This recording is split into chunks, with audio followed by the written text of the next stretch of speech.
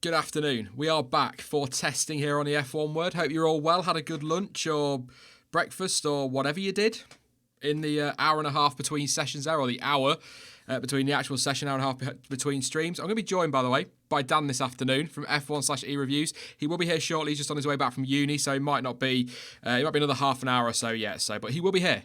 We will have Dan here, so we can wind up about Grosjean all afternoon, which is awesome. I'll go through your times in just a moment. The usual disclaimers at this point, though.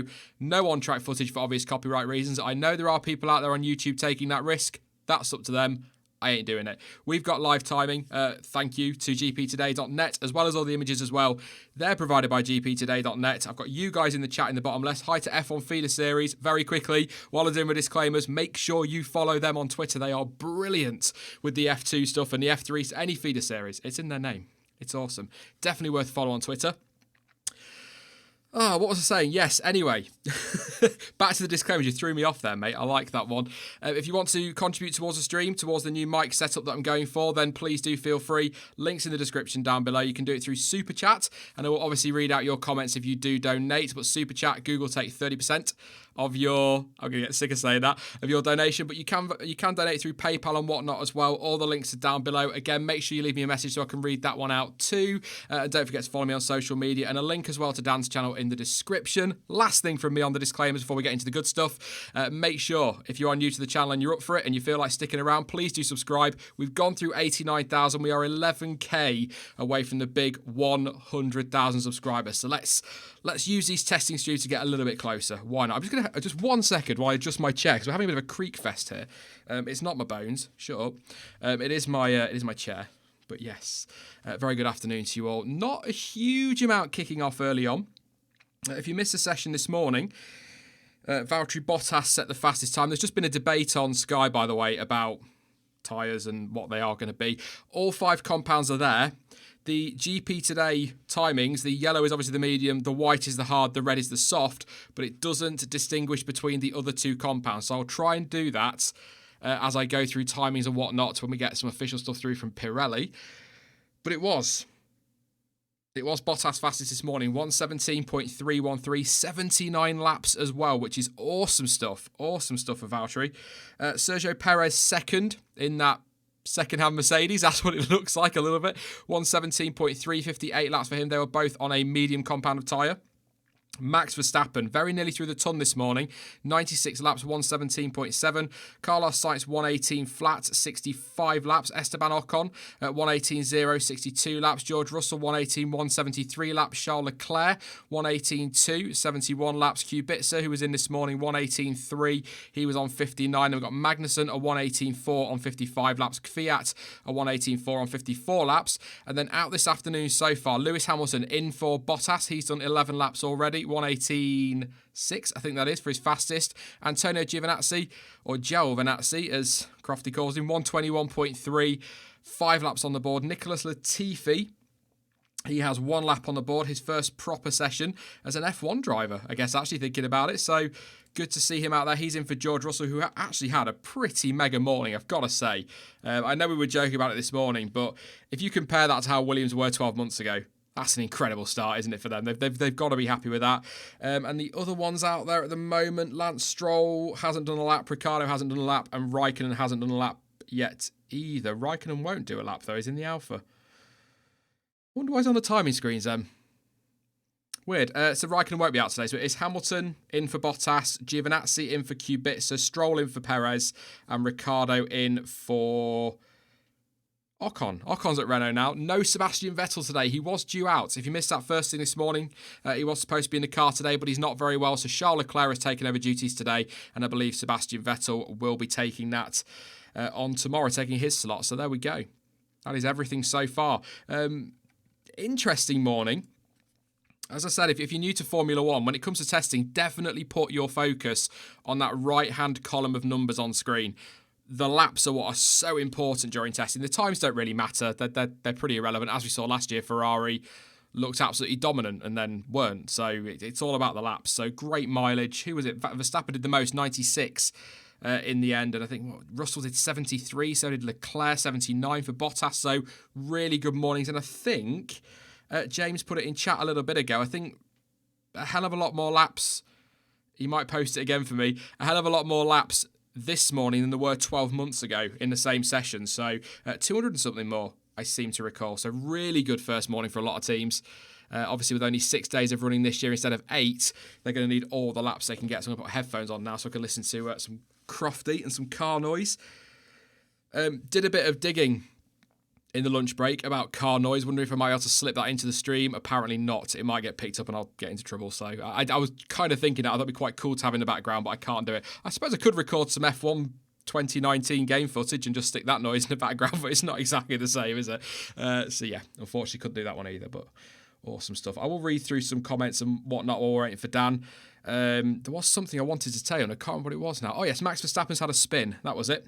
On my notes, Max Verstappen had a spin right early on in this session. on the approach, if you like, to the final chicane. The corner before, just lost the car into a spin, went into the garage, checked the car over. As far as I know, he's okay. He's out on track, so all good. But that's really, to be honest, the biggest... K-Mag had a moment, didn't he, right towards the end of this morning's session at turn 9, but that's probably the biggest two things that have happened today. We are a session and a bit into pre-season testing. We've not had a single red flag. We had 2 in the morning session last year, so wicked stuff. Wicked stuff. Obviously, very well behaved. Not really getting set out. I think Charles Leclerc was saying, somebody tweeted it towards me, talking about... I better can't find it now, can I? I think it was Steckleton. Let's go and have a look and see what I can find out on my F1 word hashtag F1W testing, which people seem to think is some kind of official thing. It really isn't. Let's have a look and see if it's here. If not, then I will try and paraphrase what it was. There we go. It's from Chris Medland. Leclerc's notes on the first run for Ferrari. Track conditions not that bad and tyre warm-up not a problem, but quote, a bit of understeer mid-corner in the long high-speed corners like turn 10, 11 and 15. So Charles Leclerc with his nice little notes there. Oh, yeah, see. Very good. A little picture there as well. So check that out if you can. From Steckleton over on Twitter. A few of Charles Leclerc's notes on the session. Interesting stuff. There you go. What we got going on then? We got the flappy rear wing of the Red Bull out there. It really is flapping, isn't it, when it's open, that DRS. So that's going to need to be addressed before the start of the season. He's out on track, going for some laps, up to 98 now, so that's definitely going to be going through the ton for him. I'm just going to go to Discord, make sure Dan's not ready yet. He's not, like I said, all the way back from uni, so we had to waffle about Grosjean all afternoon, so apologies in advance. See what's going on. If you've got any questions in chat, pop them in. I will answer them while it's just me and you guys. Easiest way to do that, I think. Get some interaction going. It's not a plug, like I said at the start. It's the easiest way to do it. Because chat moves so quickly and whatnot, the easiest way to get a question read out is through the super chat thing. But don't. Only if it's absolutely killing you that I'm not telling you. Don't. Don't like how was breakfast, Sean? You know that's no. So Cashcore said, on the tyres, I think they have to place orders prior to testing since Pirelli have to fit tyres onto each team's wheel rim and then ship them to the circuit. That was on a question this morning. If anybody knows about the allocation for tyres, obviously a race weekend, they get so many sets allocated by Pirelli that they can use and they can't use any more than that. I thought in testing it was a free-for-all, but very good point there on Twitter. They've got to ship them over there, so they need to know how many they need. So it might not be quite the free-for-all I was expecting, but there we go. Adam... asking if the 90s look of the front of the Renault. If you've not seen it this morning, there'll be some pictures on screen. It's bloody awful. I really do not like the front of that car. Just reminding him of 90s cars, which I kind of get. I can kind of see that, like the tube, like the curve to the nose. I don't like it at all. It's a horrible thing. And first conclusions of testing today, McLaren and Racing Point have joined the top teams. Hashtag irony, says Kira Illuminati. I'll use your full name, why not? One of my patrons as well there. So yes, I wouldn't read too much into the times, but it would be great, wouldn't it, to see Perez and Sainz towards the sharp end. Jack Chambers, can't Pirelli ship tyres throughout the week? Williams did that with most parts last season, didn't they? Yeah, good point. They could easily do that, I suppose. So... I'll try it. I'll have a look tonight. I'll get the streams out of the way today and I'll have a look and we'll discuss it tomorrow. I'm sure there must be, even if the teams say we'd like this many tyres, there must be a way that Pirelli can get stuff there if they need to. So, yeah. Daniel Philpott, is the Racing Points fake Mercedes legal? No idea, mate. No, I mean, look. The guy that said it in the email that I was talking about earlier sent me another one today that just said, told you. It looks very similar to last year's Mercedes, but they aren't allowed to just buy a Mercedes chassis. You're not allowed to just run somebody else's 2-year-old car, for example, anymore. So I don't think it is illegal. I don't think it is like last year's Mercedes or a 2-year-old Mercedes, but I wouldn't be surprised, given that you've got... all this talk of Lawrence Stroll, Racing Point, Toto Wolff, Mercedes sort of getting into bed a bit more together. There's an image for you. Whoa, keep your lunch down.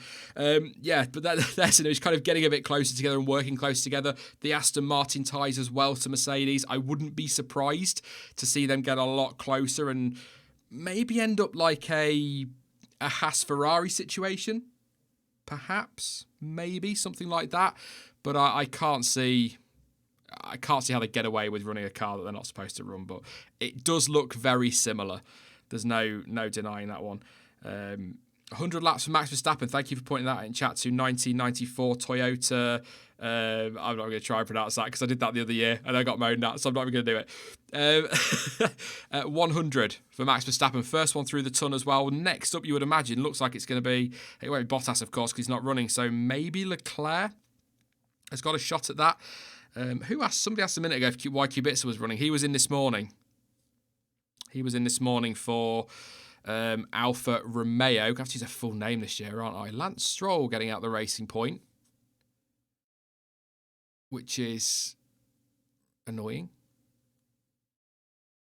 Wonder why. Maybe just going for a toilet break. It has been 40 minutes, you know. Not done many laps, though, has Lancey Boy. I said Lancey Boy. No laps, in fact. So that's a concern for Racing Point. Doesn't look like he's going to be hopping anytime soon. That Williams livery on board. If you're watching on the TV now, if you are interested, you can watch the footage, by the way. It's on Sky Sports F1 in the UK, Sky Sports Italy, I believe, and also F1 TV. But on board with the Williams, they're like the blue top to the halo with the white underneath. I really like the look of that. Looks really, really cool. 80 Pop says, really appreciate what you're doing. 100k soon. No problem at all, mate. I enjoy sitting and waffling. I said it last year. I'd be sat watching the timing screens anyway, so I might as well be live for it and just talk nonsense to you guys. So thank you very much. And hopefully 100k soon. Beyond insane. Really. Never expected that from the channel. So, again, I'll save it all for if we hit 100k. I'll always say if. I'll never say when because you never know. But yeah, thank you for all your support and everything. That was a question coming through on a super chat. I could do the super chats in time today, rather than just trying to keep up with them. I think it's over on PayPal, so I can do it that way. Be quicker. Got some issues today, weirdly enough and annoyingly, with Streamlabs. It's not updating with everything it should be doing, so I might have to run some reinstall of stuff overnight. But thank you very much for the PayPal contribution to, is it Armands? Or Armands? Really appreciate that. I thought you put a question in, but it's not come up on here. So apologies. I'll see if it refreshes on Streamlabs in a bit and I'll try and read it. But bear with me. Like I said, I'll do live timing every 30 minutes. I'll also try and go through super chats pretty regularly as well. I might need Dan to keep poking me when he gets there to remind me to do things. So yes. Jack Webb, F1 word, testing is good, but remember Eddie Irvine almost won a title in 1999. He did. I really enjoyed doing that point swap video I did. I cannot stress that. It sounds really silly because it's just a video, but I just enjoyed everything that went into that, and I just had so much fun doing it. I'm looking forward to doing that. I've started work on the next one.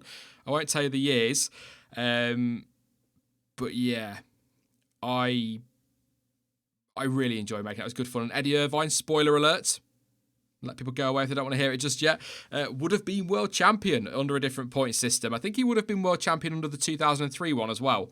Don't quote me on that. I think he would have been, but there you go. It was a good fun to make in that. It really was. So I'm definitely planning on doing more. So awesome stuff. And John T says, over 1k watching, 120 likes on the stream. Go rectify that, folks. The little thummies.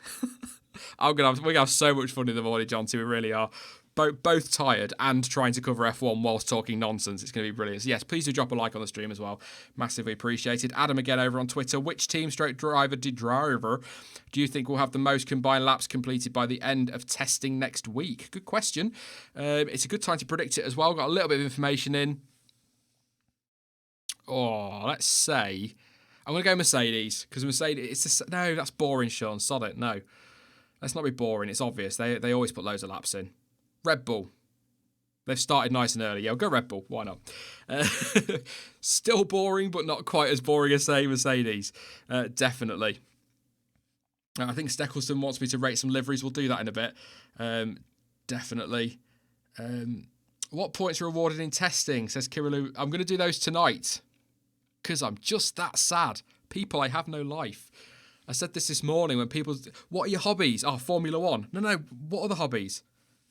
Guys, that's it. It's my life. That is it. I love this sport. I don't know the technical stuff. I have no real desire to know the technical stuff. I just love the racing and the stories and the drama and all of that. So, yeah, I'm one of them. But yeah, no points yet. But I think as it stands, Bottas 25 points. There you go. Very good start for him. Perez 18. That'd be pretty solid, wouldn't it? See how long that lasts. I bet it's about one stream. I'll probably stick to that, but we'll see. Who are we looking at on TV, actually, quickly? Is that the Williams? Looks very nice out on track, that Williams. The livery divided a few people. I was quite surprised by how many it divided. I think it looks great, and it looks even better out on track. And so does a Haas as well, it must be said. But I can see when you've got a Haas, if we ever get a Haas and a Williams together on track, I can see them being a little bit tough to identify from a distance. So yeah, we'll see. Jamal says, do you think they should bring back the heat cameras as a replacement for the degradation graphics? Latifi getting a back end out there. But yeah, I'd like to see them back. Those tyre graphics, what the hell are they? The Pirelli degradation graphics are just absolutely, I mean, come on. Really, they're terrible. I'd much rather see those heat cameras back because at least you could see something going on rather than just somebody I could tell you what I think the tyres are doing. Do you know what I mean? I know they've got a lot more information than me, but I could sit here and go, oh, I bet they're at like 20% or whatever. I could guess. That's essentially what they are. Oh, he does have a big moment. Comes off that final chicane, Latifi. I'll have a look again. Comes through second chicane, hits the curb on the inside a little bit wide. Back end steps out. Yep. Well held, though. Very slim. I don't know if anybody's watching any replays or if you're watching the footage, if you've noticed the McLaren. Few changes on that car. More than a few changes on that car. The side pods in particular look very different to the stuff that we saw at launch, which just kind of highlights everything I said, doesn't it, really, in those videos about it. There's just no point doing the technical analysis. There's no point doing spot the difference because everything's going to change again by testing. So, yeah, good stuff, though. Very, very good stuff. Thank you to Brandon over on Twitter. Says, according to We Are The Race, great site, by the way. Some ex-Autosport guys have got together for that. Really good. Some good. They got the Haas exclusive as well. So give them a follow on Twitter and go check out the website. Each team get 20 sets of tyres for testing. So thank you very much for that one. I appreciate that. I really do. So 20 sets of tyres for testing. So that clears that up. So plenty, basically. 20 is plenty. There you go. Very, very good. Steckleton, I think, wanted me to rate some liveries. I'll try and find that question from them. See what's going on. Listing the liveries from best to worst until Dan shows up. Worst livery on the grid. I mean, best livery. I'm not changing my mind. The AlphaTauri, I know somebody chat just said it's controversial. They're not a big fan of it, but I bloody adore that thing. I adore that thing. I didn't say Autosport, Jamal. I said We Are The Race, ex-Autosport employees. Definitely check out We Are The Race. They're very, very good. But AlphaTauri, love that livery. I like the Williams one a lot, and I want to put it second. But I also think the McLaren, which you can see there, looks really slick in person, if you like, or on TV. Really, really love that livery. And the Haas as well.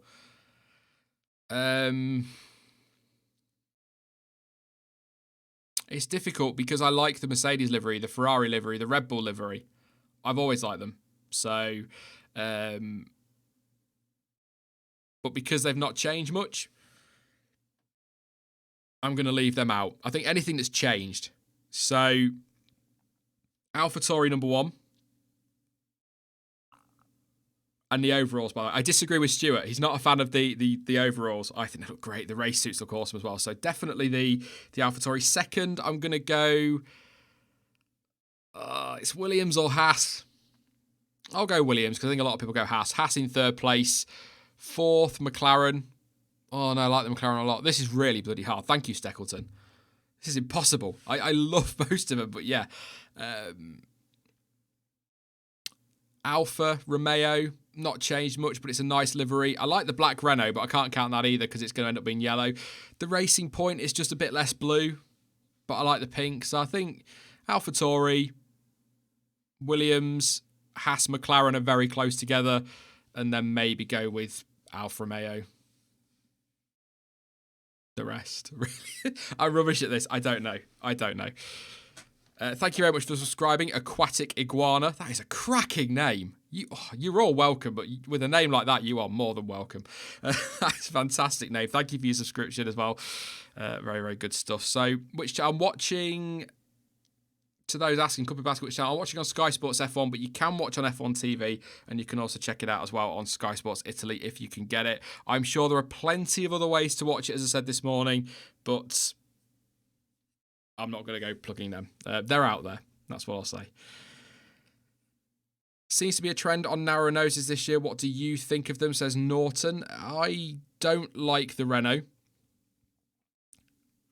Whether, like Stuart said this morning, it'll look better with the yellow livery, the proper livery, if you like. I don't know. It might do, but I don't like that look. I do like... See, I like the fatter noses.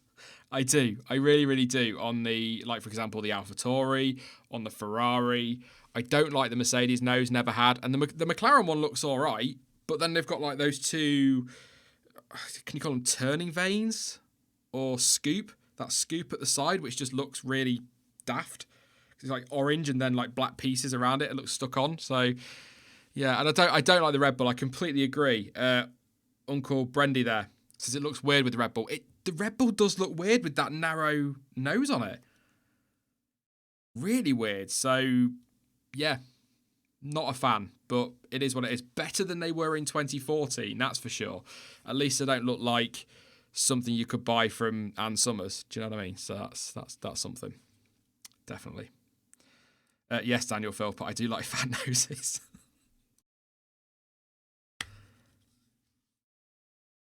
F1 Fanatics says Fiat nearly lost it on the last corner like Latifi. Interesting, they're struggling when they push. Good to see you in chat. Is that Mike? It might be Mike. It might be Mark. It could be anybody from F1 Fanatics. But I'll be joined by Mike next Thursday afternoon and Jordan from the F1 Debate Show as well. So that's going to be a mad stream. That is going to be a mad stream. If you're interested in the rest of the lineup, by the way, it is a pinned tweet over on @F1Word. But I've got Dan with me shortly. Tomorrow it's me and John T in the morning. And then I've got Chris from, I've got to get this right, the Backmarkers F1 show.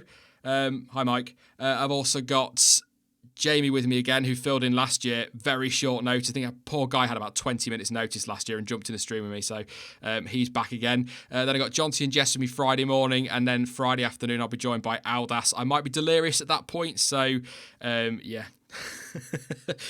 Aldas might need to rein me in just a little bit on Friday, and John T will probably spend the entire morning reining me out, so that he'll have a lot of work to do, let's put it that way.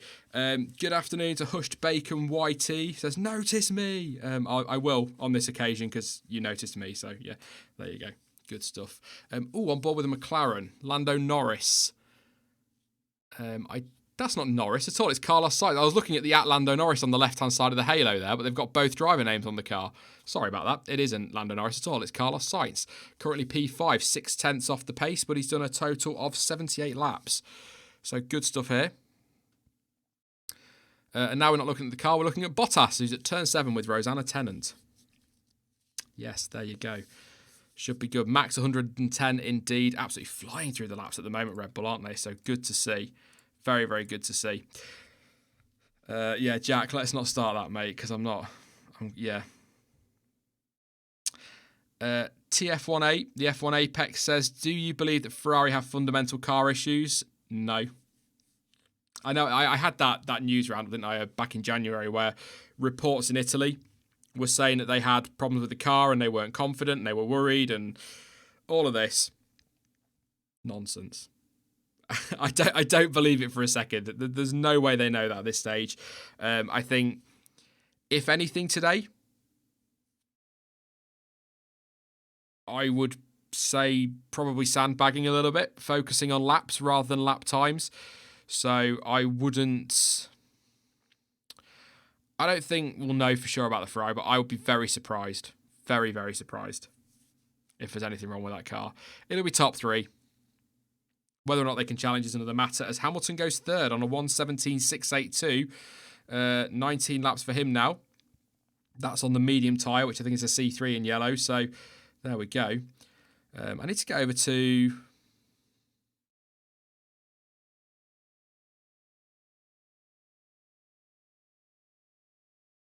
I forgot what I was going to say now. I need to go over to check on Pirelli as well, don't I? See if they've got any information on who did what this morning on what tyre. I know the tyre colours, hard, soft, medium, in between, whatever.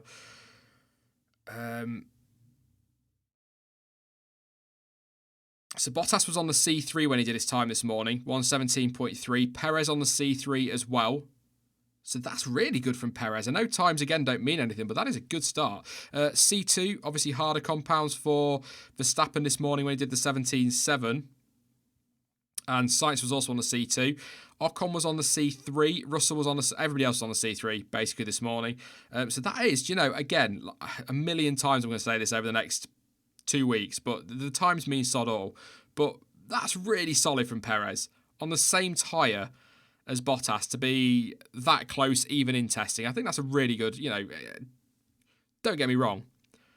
That ain't going to be the gap in Australia, but it's good to see. So well done to Checo for that one. Stroll hasn't been out yet, concerningly. I will head over, or he's done 2 laps, sorry. I will head over just to make sure everything's cool at Racing Point. We'll check that one on Twitter as well.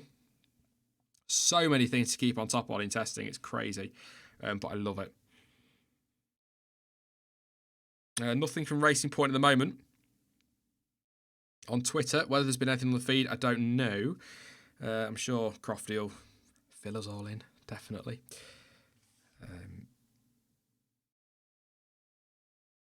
Somebody know if Williams matched or improved their lap time compared with last year. That's Don Allen. I don't actually have the times from last year. I should have the times from last year.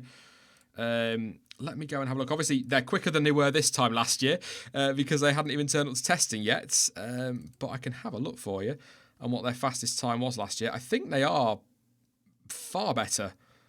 I might be wrong. I've got about 300 bloody folders on here. I really haven't. It's terrible.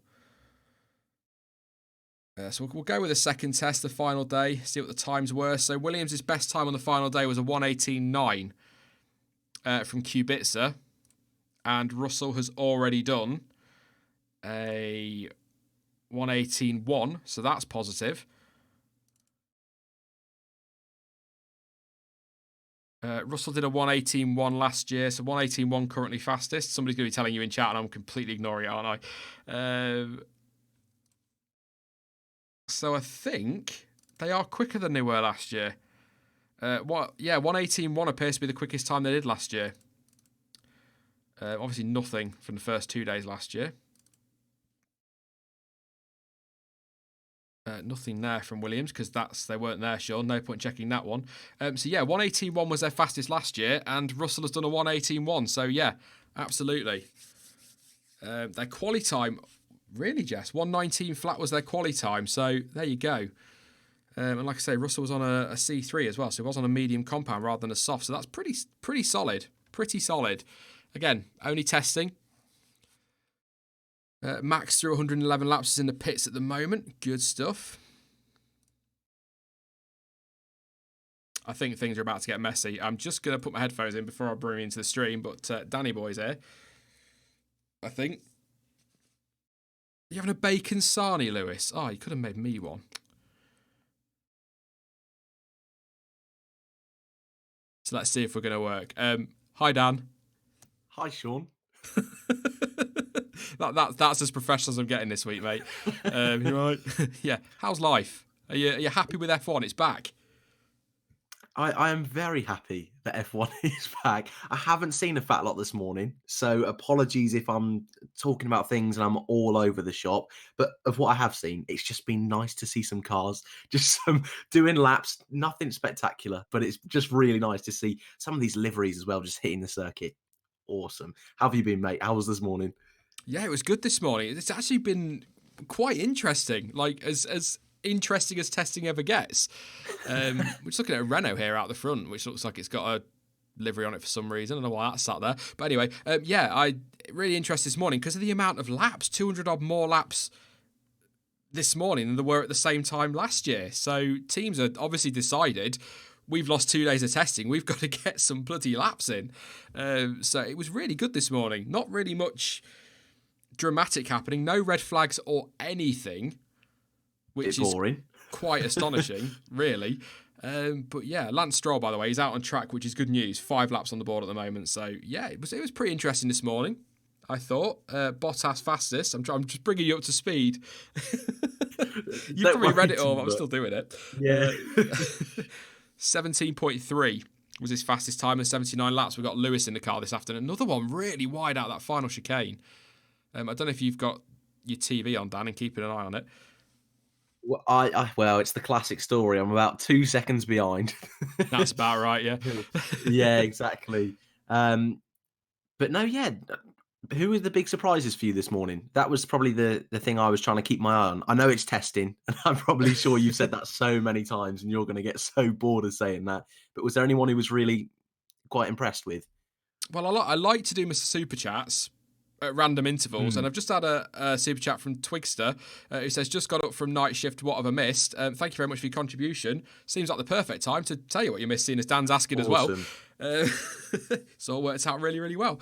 But yeah, I mean, Bottas fastest, 17.3 this morning, 79 laps. No, if it was a race weekend, no surprise to see a Mercedes fastest. I was quite surprised to see a Mercedes topping the timesheet in the first day of testing.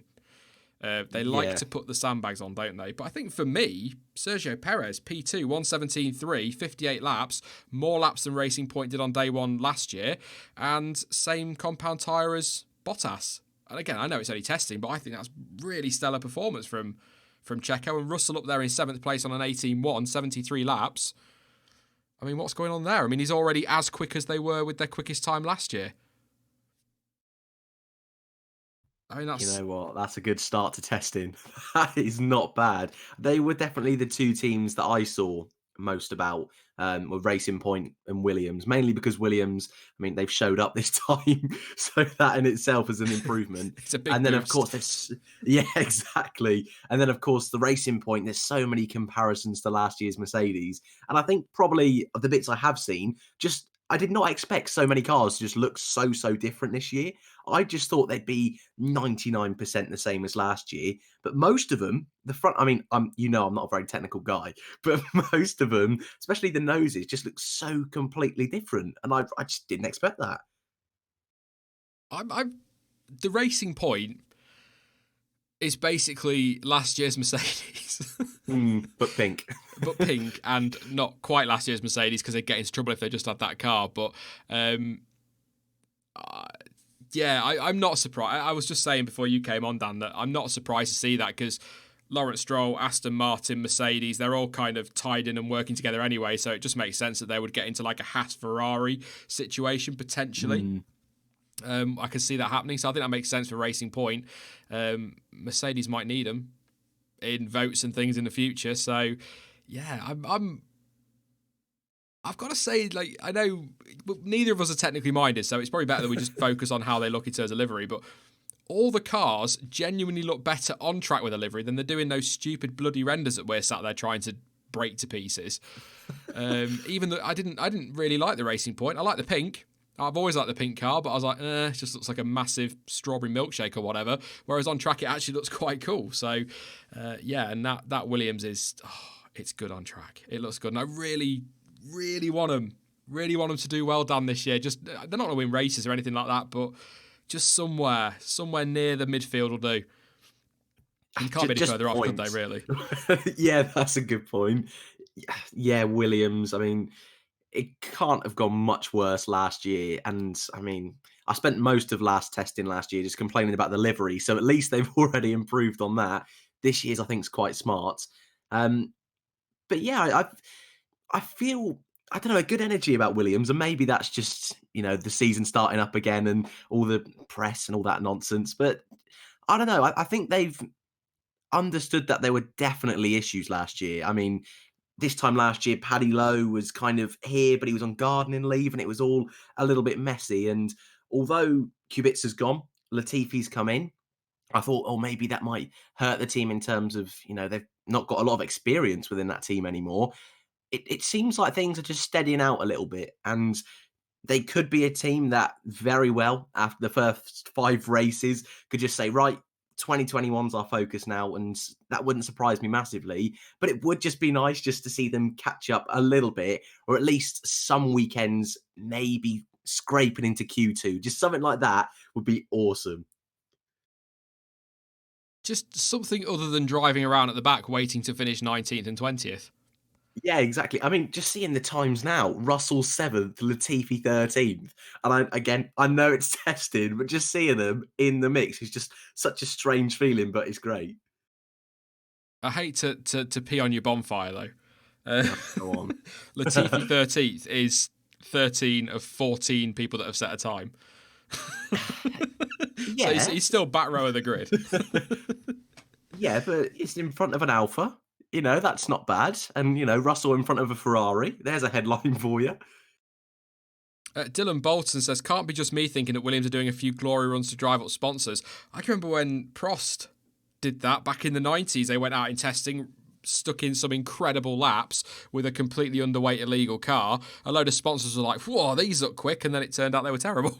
I mean, you're going to make some money. That's how you do it. So maybe. I mean, maybe, but if that's their quick lap, my God, it is going to be worse than last year. Definitely. We'll see. We'll see. Fingers crossed for Williams. Definitely fingers crossed for Williams. Is there anything you've seen from what you've seen, Dan, that's got you excited, apart from Williams, of course, for this season? No Rogro today.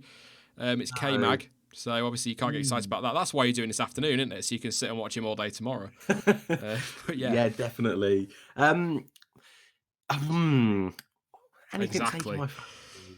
Yeah. I mean, just while you're on Haas, I was a little bit surprised at them this morning. Didn't really seem to be doing a fat lot. Thought they might, go out for a few more laps this year. Last year they had terrible reliability in the winter, but everything seems to be okay this morning, just not a fat lot of laps. I think so far in the build up to this year, AlphaTauri I think is pretty cool. I'm sure you spoke about them to death as well, but that livery is just, that is such a good livery. But also the two boys in that team, Gasly and Kvyat, what a season they have ahead of them. And whether they're fighting for a Red Bull seat, I'm not really too sure. But just to at least stay in Formula One long term, or at least try and move to a different team with 2021, I think it's going to be really fun to watch over the season. So I know Kvyat's done a few laps this morning. Was he 10th this morning? Don't really mean a fat lot. And I think he had a slight issue in the pit lane of what I have seen, but I'm just really enjoying seeing that car out on track. Absolutely.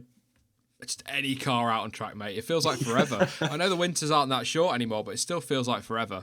It really, really does. Take some of your questions shortly again as well. You can try and put me and Dan on the spot.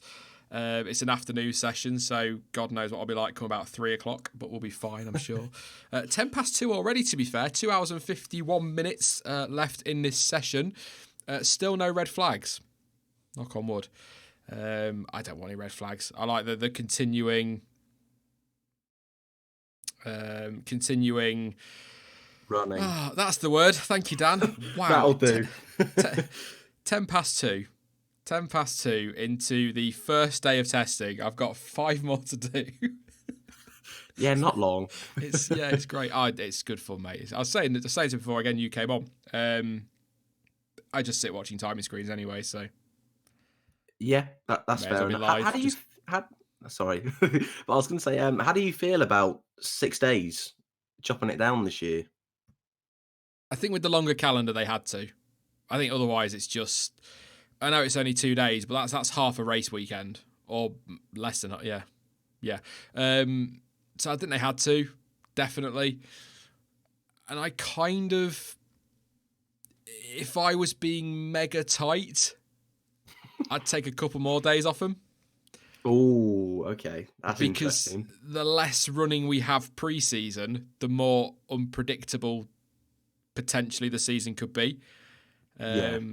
So it'll be interesting. It will be interesting to see what they're talking about teams after these 6 days and whether they've really missed those extra 2 days. But then I suppose the fact Verstappen did nearly 100 laps this morning and teams are doing twice what they were doing last year in the same, they're going to make that time back, aren't they? I don't know.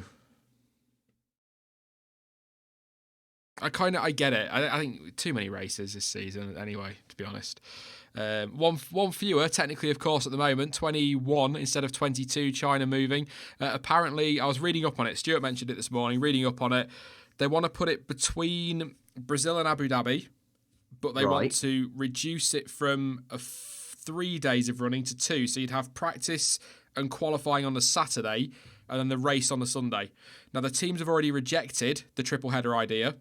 So whether they will accept this with the 2 days rather than 3, we'll see.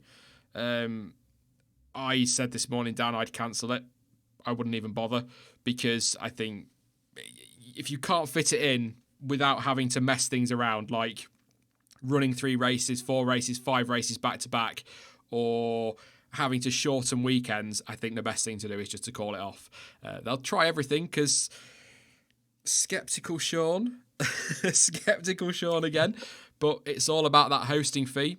If Formula One call it off, they won't get a hosting fee. If the Chinese Grand Prix organisers call it off, they will get a hosting fee.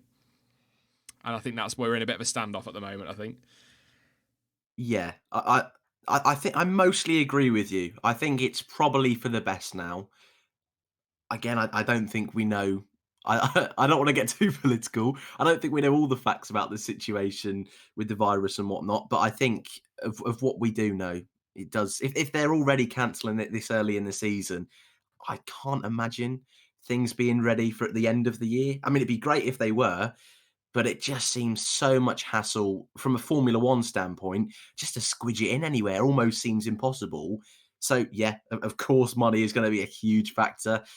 But it just seems, I don't know, it just seems a little bit too much hassle, a little bit too much work. But if that idea you said a second ago about 2 days of running, I wouldn't be dead against that. Maybe I'd prefer it if they just did it somewhere else, just trialed it at a different weekend.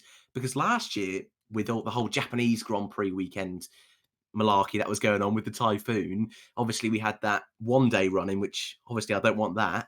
But with 2021 regs, they were talking about whether they could shrink down that weekend even more.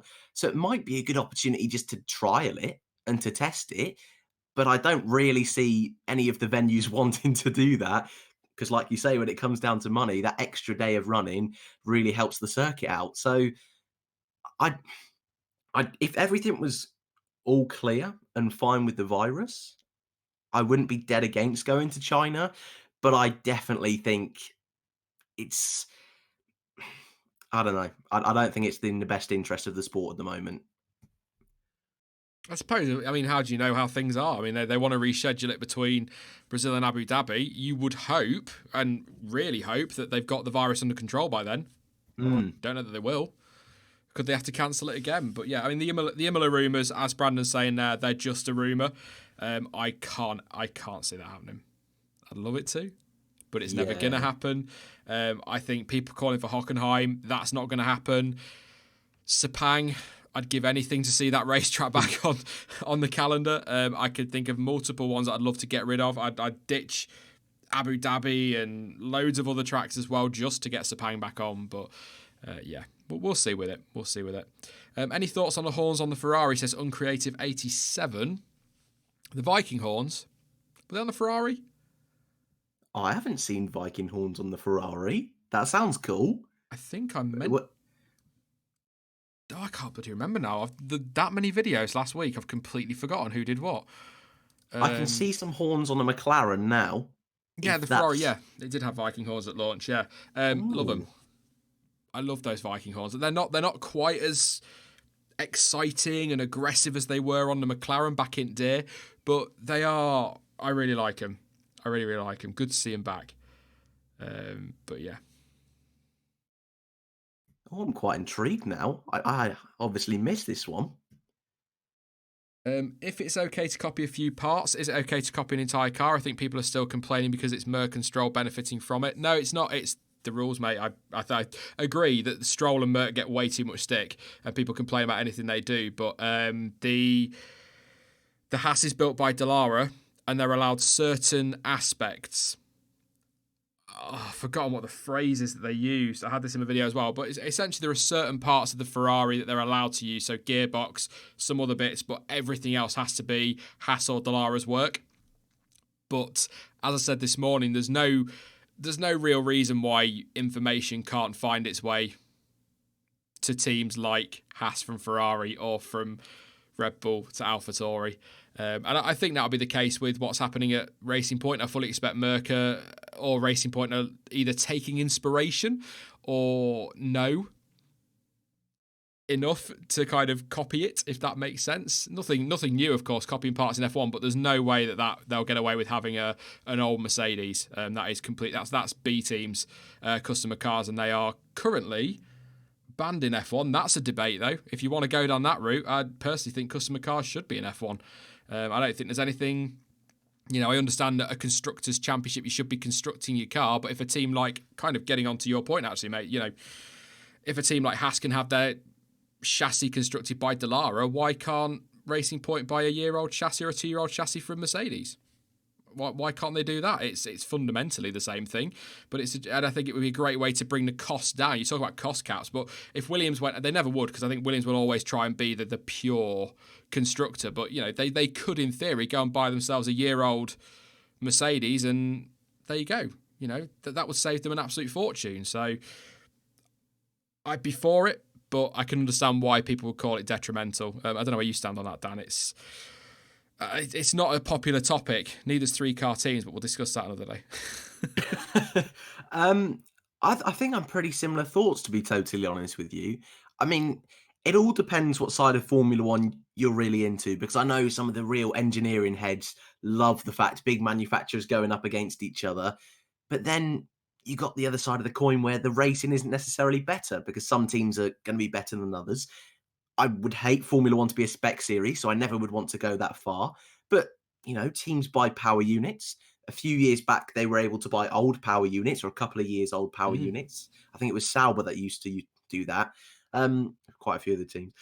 But yeah, I don't really see why not. If Formula One's trying to encourage teams into the sport and costs are still too high despite budget caps, I think I'm with you. I think it just kind of makes sense to at least allow it to a degree. If it's going to be every single part and it's going to be Mercedes A and Mercedes B and they have the same car, maybe that's a little bit far.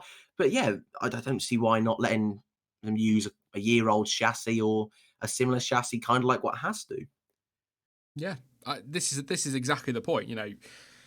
They want to encourage teams into Formula One. The cost cap might help that, but if that cost is still too high for some people, let's say, because Jonty will probably bring this up tomorrow, he says it quite often about the idea of maybe Carlin, for example, from F2, a team like that, making their way into F1. Well, they're never going to be able to afford to do that at the moment on their budget. So if they could enter Formula One by buying a year-old Ferrari and putting a Renault engine in the back that they've bought, that encourages another team into Formula One. It gets another team on the grid, it gets more drivers on the grid, and it gives us a bit more competition. But equally, I totally get Williams' argument about it being a constructors' championship, so you should be constructing your car. But again, Haas are designing their car, and then Dallara are going, we'll build it for you, and that's absolutely fine, but they're not building their car. So are they still a constructor, or are they designers?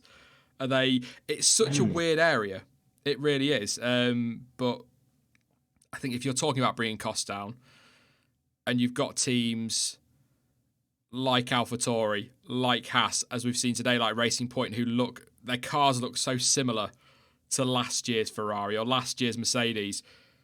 There's clearly ways around it. They're clearly finding ways around it. I don't want to throw any accusations out there, but they're clearly all finding ways around it. So open it up. Let a new team come in and buy that year-old car and stick a 2-year-old engine in the back. It's would be rubbish for that team in terms of being competitive, but it's a way into F1. And most teams in that situation do fall away, but then we do get teams that thrive. Look at the budget that Sauber have worked on all these years. Peanuts until Alfa Romeo came in. Williams have been doing it the last few years. So, yeah. It's all a cost thing, isn't it? It's all about bloody money. Yeah, and as well, we're right at the end of a regulation era. So obviously the cars are going to start looking more and more similar as we get deeper and deeper into it. So next year we're not going to. Well, I don't think anyway. We're going to see a Ferrari and a Haas looking quite as similar. I would hope anyway. I've just the Kimoa, thank you very much for your 2 contributions. Your one from earlier has just come through on Streamlabs with your new one. Your first one was, I suggest keeping the donations for a seat in 2021. Haas will probably have a vacancy. Wow. And also, I think a little Spygate scandal this year wouldn't hurt anyone. Would be a great episode for Drive to Survive's 3rd season. Absolutely would, wouldn't it? You looking forward to that on Friday, Dan, next week? Drive to Survive, season 2? Very much so. That trailer looked very Haas heavy, so I'm all for that. It's just a Steiner show, isn't it? It really exactly. is. Oh, and Mercedes in Germany as well. I love it. It's great. It's a little bit over the top, but sometimes that's just great to see. Awesome. I had to chat. Oh, Twitter's not really updating. I think I've kind of not pushed the hashtag. I don't, you won't know what happened this morning, will you, Dan? No. I put out a hashtag F1W testing, which is still on screen now. But a lot of people who are nothing to do with this channel and are clearly not talking to the channel obviously thought the W was for winter and are using it like it's an official F1 testing hashtag. So I've got a lot of stuff in here that is just like, nope, that's not relevant. Nope, that's not relevant. Nope, that's not relevant. Like people atting Sky F1 with my hashtag. But there you go. That's quite there good. You go. So I'll come to chat. Why not? A few people in chat. Hashtag prayers for Newman. Absolutely. I only saw that last night. That NASCAR crash, Dan. Yeah. Well, we had a spin. I watched the race actually. Did you? One of the very first. Yeah, I did. Blew me. It's been nagging me for a while to watch some NASCAR. So certainly not the best conditions to watch a race for the first time. But I have watched a few things since, and a few of the YouTubers on that side of things over the pond, focusing on NASCAR, saying there's quite a few fundamental safety issues in that sport anyway, and not saying that it was inevitable, but things need to change. And we saw last year in single seaters that certainly safety isn't probably where it should be. So you just hope it just gives them a bit of a kick up the ass, gets them going and trying to sort things out. Yeah. Horror it was, by the way, Verstappen crashing. Not crashing, sorry. Crashing, sorry, Max. Wow. Verstappen fans going no and Verstappen haters going, again. But yeah, no, it was a spin at the final chicane. He's okay. Went over the sausage curves a bit bumpily. So he's back in the garage, check that one over, but he's still running. That's his 2nd spin actually so far. Did he catch the grass or anything? Let's have a look. No. Back end just goes. Oh no, back end goes, he corrects it, and then it spins the other way. So Max in a spin. But yeah, that crash was absolutely horrendous. And I know that he's not walked away from it because he has suffered some very nasty injuries from what I've read in the statement. But again, I don't want to be really, really morbid, but when I saw that crash, I didn't hold out much hope. I fully expected the news to be that we'd lost a driver. So yeah, I mean, safety's not where it should be, but it's like the Hubert crash in F2. Horrible crash, horrible death, shock for everybody because we're not used to that anymore. Many decades ago, that was the norm. You were losing drivers all the time. You're not used to that now. Yeah. But at the same time, safety's not where it should be. But 30 years ago, possibly even less, 20 years ago, Hubert and Correa are dead in that situation. So things have come a long way, but there's still more to be done. And that's not just F1, that's every racing series. And I don't think, because I watched the 1997 season review and I was reading some stuff about it at the time. Olivier Panis' crash in Canada where he broke both his legs, and people were saying, it just shows how far safety's come. That was safety then. And you look at those cars compared to now and you go, they're not safe at all. But back then, that was as safe as you're going to get. So, 10 years' time, it'll be even safer than it is now, but it'll still never be totally safe. And I think you've got to keep pursuing safety, but it doesn't matter how safe you try and make these cars. there's always the threat somebody's going to lose their life or get seriously injured, because however safe you make them, they're still doing, in lower Formula 150, Formula 1, 200 miles an hour plus. Do you know what I mean? That you can make them as safe as you want. You hit a wall at the right angle, or you get hit, or the wrong angle, I suppose it would be, or you get hit by somebody else in the wrong way. That's it. So, let's more positive things. Carlos Sainz has hit 100 laps, not like 100 things. 100 barriers today is Carlos Sainz. No, 100 laps for him. Still up in 5th place, 18-0. I'll go through the times in a minute shortly. But yeah, it's not. I think it feels like FP2 is what this feels like. A lot of laps. Hamilton top of the timesheets. Like I said, I'll go through that shortly, but not much changing out there in terms of lap time. Obviously, the boys that weren't in this morning will be popping times on the board, but nice and steady afternoon of putting some laps in. What do you reckon to the Renault's nose, Dan? It's bloody horrible. I hate it. Right. I don't hate it. It's going to take some getting used to, but I think the one that I find really bizarre is the Red Bull. I find that, I don't know what it is. I just think it's just weird. And I think the Renault, having seen the in air quotation leaked livery, the one that we just saw a minute ago, which is even weirder. Having seen that one, I don't like the nose, but on this black one, I don't think it's that bad. It kind of reminds me, and you'll probably have a go at me for this, reminds me of some of the late 80s, early 90s kind of cars. But maybe I'm totally missing the mark there, but I don't think it's dreadful. No, Adam over on Twitter said that it reminds him of the early 90s cars. We noticed it earlier. It's stupid little things, and where the number goes on a car, it doesn't matter. It doesn't matter what it looks like. But when you put 31 on there, it just looks so squashed on and like it doesn't belong there. But actually, driver numbers down. That's what we're going to do. I was going to do that because Stuart messaged me earlier after the stream to ask my opinion on something. So I'm going to put it to you and chat as well. Driver numbers this year. We touched on it this morning.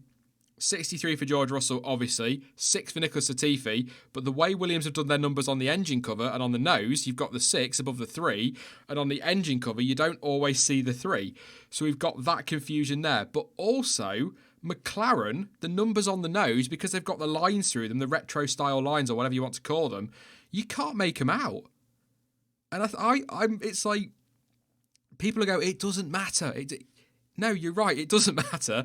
But the whole point of these race numbers, the whole reason the rule changed this year on the shark fin was to make the numbers more visible because the halo blocks the helmet. And now we've got numbers that are just not visible. At least on the Renault, it's bright yellow on a black car, so you can't miss it. But I think, yeah. What do you think on that, Dan? I mean, you've got Nicholas Latifi running number 6, and then at some angles, it's going to look like George Russell. And at other angles, it'll look like it's Latifi.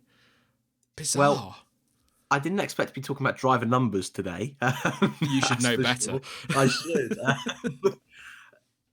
I think the Williams is bizarre. I definitely can agree with that. I think when they first launched it, I thought that was a little bit strange, because it's pretty much one on top of the other, which is an odd way of doing it. And I hadn't noticed that it's different, or it looks like it could be Latifi, so I'll have a look when he goes round. I think Russell's not coming out this afternoon, is he? So no. I'll have to scramble around some images in a minute. But the McLaren one as well, I'm not too sure about that. I get what they're going for, a little bit like the Ferrari one, although at least the Ferrari, you can read it, that retro kind of style. But yeah, like you say, considering they brought in the regulations about it, I'm kind of surprised the FIA or Formula One or whoever haven't flagged that up, because it's not like it would be a big change, but the whole point of it is to make it clear and read it, and it's certainly not that. Formula Racer says Renault is an overripe banana. No, look, I know numbers aren't the be-all and end-all, are they? They shouldn't be anyway. They end up being. But I just saw an interesting picture and I can't find it now, and it's really going to bug me. And it was of I can't show it because it's not mine to show. I can only show pictures from gptoday.net on the streams. Best way to protect against copyright strikes, which haven't hit yet. But yeah. Leave it at that. No but comment. I can't find the picture now. And it was actually... I'm going to try and find it. I don't know, mate. If I can't find it, I can't find it. But it was of... Yeah, side by side of the Mercedes and the Mercedes from last year and the Racing Point. I mean, paint it silver and you've got your car back. That's about all I can say on that one. But we'll not worry. It's all good. Thank you very much to Dennis, by the way, over on Twitter. I might not be able to do it in stream, but I'll try and set that up for tomorrow. I appreciate that one, so thank you. He'll know what it means, and you will as well. Thank you very much to Oz for donating. Says, I see that Ferrari decided to borrow the sandbags from Mercedes today. Yeah, it does feel that way, but don't forget again, if you want to donate towards the stream, or not to the stream really, to my mic setup, I want to go XLR, Dan. I want a proper XLR mic and setup, so... I don't even know what that means, but it sounds good. It does, doesn't it? I'm not entirely sure, but apparently it should mean that I should have less variable in my audio and I shouldn't have to edit it quite so much. So yeah, that's going to go towards a mic setup. Every penny raised in these streams goes towards the channel in one way or another. You can donate via Super Chat, but don't forget Google take 30% of your donation because they're that tight-fisted. So you can also donate via PayPal, link below. If you do send some money over, even if it's £1, everything's appreciated, but please do put a message, even if it's just a wavy hand, just to say hello, because I like to read something out. Gives me something to do, fills the stream more than anything. Also, I realise I don't have face cam. So I'm sat here waving at you all and you can't see me, so there you go. Hi. I mean, that's probably for the best, I have seen you in person. Not ideal. Well, I wasn't impressed with your Autospot. I will go through the times in a minute. But it's so sad. But all I was saying all week was I can't wait to see Dan on Sunday. I've not really seen it. I've not not spoken to him much over the winter. It'd be really good to see him and catch up again. We had a laugh last year. Walks in the media centre, turns around and goes, "Where's your hair gone?" Like, oh fuck you. I wasn't wrong. It's not gone anywhere. It's been like this since I was about 22. So that's a question for 12 years ago, mate. But I was like, wow. Thanks, Dan. Thanks, mate. I didn't actually get proper chance to talk to you Autosport anyway, because I had an entourage with me for most of it, didn't I? I had a Geordie, so boys and girls following around. Jamal says, "Wait, you were bald?" No, full head of hair, mate. I've got more hair than Lewis Hamilton.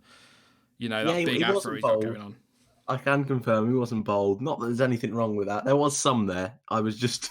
he was wearing a hat the year before, so I was a bit put back. I was wearing a hat because of a confidence thing, and I was like, screw it this year, I'm going to be confident. Then Dan comes in and just kicks me right in the nuts for that one. It was like, thanks, mate. It's a good weekend at all. I didn't get a chance to ask you properly. Did you enjoy your Sunday Autosport? It was good fun. I did. I hope next year I can do all weekend. I really do. You said that last year. I know, but I can't help exams, sadly. It's annoying. So when uni's out the way, hopefully I can do an all weekender, because I see most of it, but it's like a whistle-stop tour, and I barely got to speak to anyone really, because by the time I had one sentence, there was someone else. So yeah, it'd be nice just to at least do a couple of days next year. It's too much to fit in one day, isn't it? Yeah, definitely. I mean, it's so frustrating when you get home and see pictures online. You think, oh, I didn't see that. Where was that? So yeah, it would be nice to at least do 2 next year. Yeah. Hopefully, get a hotel. You can come and... I don't think you drink, but you can come and pretend to get drunk with us. Just if John T ever turns to you, if you're there, and says, "This is the last drink at 7:30," he's lying. Okay? Yeah. He said that in the hotel. He was like, "Oh, this is I'll have one more. This is my last one." I think I got to bed till 2. Do you know what I mean? I was like, come on, John T, don't lie like that. Anyway, enough about getting drunk with John T. Lap time so far, Lewis Hamilton fastest, 1:17.293, 37 laps on the medium tyre. Valtteri Bottas, 1:17.3. He's not in the car this afternoon. He did 79 laps this morning in second place. Oh, even in testing, it's a Mercedes 1-2. How boring. Sergio Perez is third, 1:17.3 as well. He's not in the car this afternoon. Stroll's in for him, 58 laps. Max Verstappen is running 2 spins so far this afternoon, 1:17.7, 118 laps though. Carlos Sainz, he's still out on track, as is Max, just chucking in the laps. 1:18 flat, 107 laps for him. Esteban Ocon, 1:18.0, just did a comment, I like that. 62 laps on the board from Jack Chambers, Mercedes 123. George Russell, 1:18.1 this morning, 73 laps for him. Ocon and Russell are not in the car, they've been replaced by their teammates. Daniel Kvyat, 1:18.2, 63 laps for AlphaTauri. Charles Leclerc, 1:18.2, only a 1:18.2 down in 9th place, but he's on 88 laps. Again, the laps are the most important thing at this point. That makes no sense.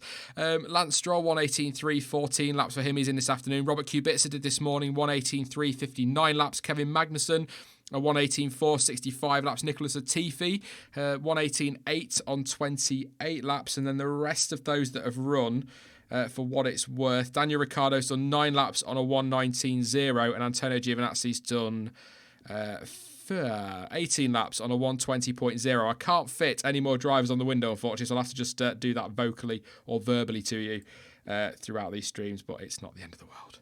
It's only testing. I'll have a drink now. I forgot how much this takes out of your voice in a day. It's not a big deal.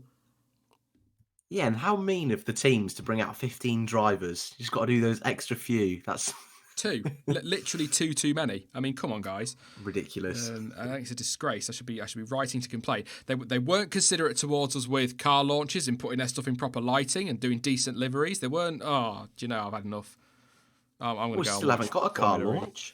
Still got to wait for Renault. I mean, well, Renault haven't launched at all. They didn't even take the covers off in the pit lane, which was weird. Racing Point didn't take the covers off in the pit lane from what I remember, whereas Haas, which we've already seen on track, they took the covers off, and then Alfa Romeo did.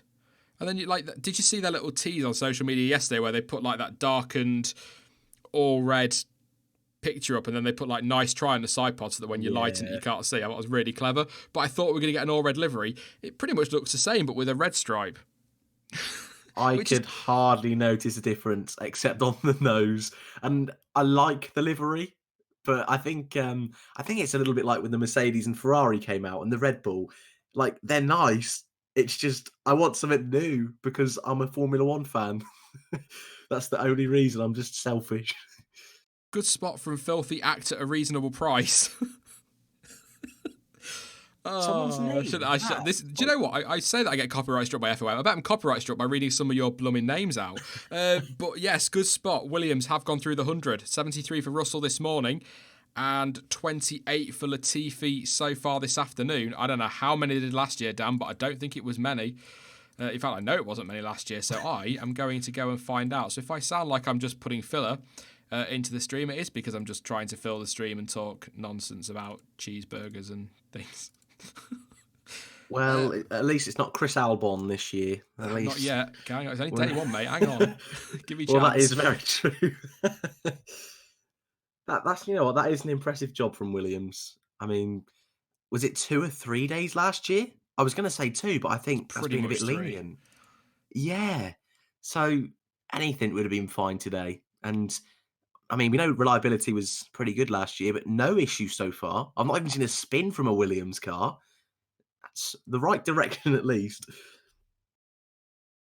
They didn't do many compared to others. I think, I'm sure somebody will tell me the tally, but from what I totted up there, just on the second week, it was something like 300 and something. So they've done a third. Getting on for a third of what they'd done all of last year already. So great stuff from Williams. But like I say, it's kind of going to be difficult to compare Williams because they were so far behind last year. Well, that being said, what would you say, 3.5 days last year? So I think they were out after the lunch break on day 3. So 3.5 days, that's only 2.5 less than this year. It's not an 8-day test, is it, this year? So It's not as bad, but it's going to be hard to compare them in this first sort of test because they had nothing last year. So, yeah, I'm chuffed for them. Chuffed for them. Try to work out 73. Yeah.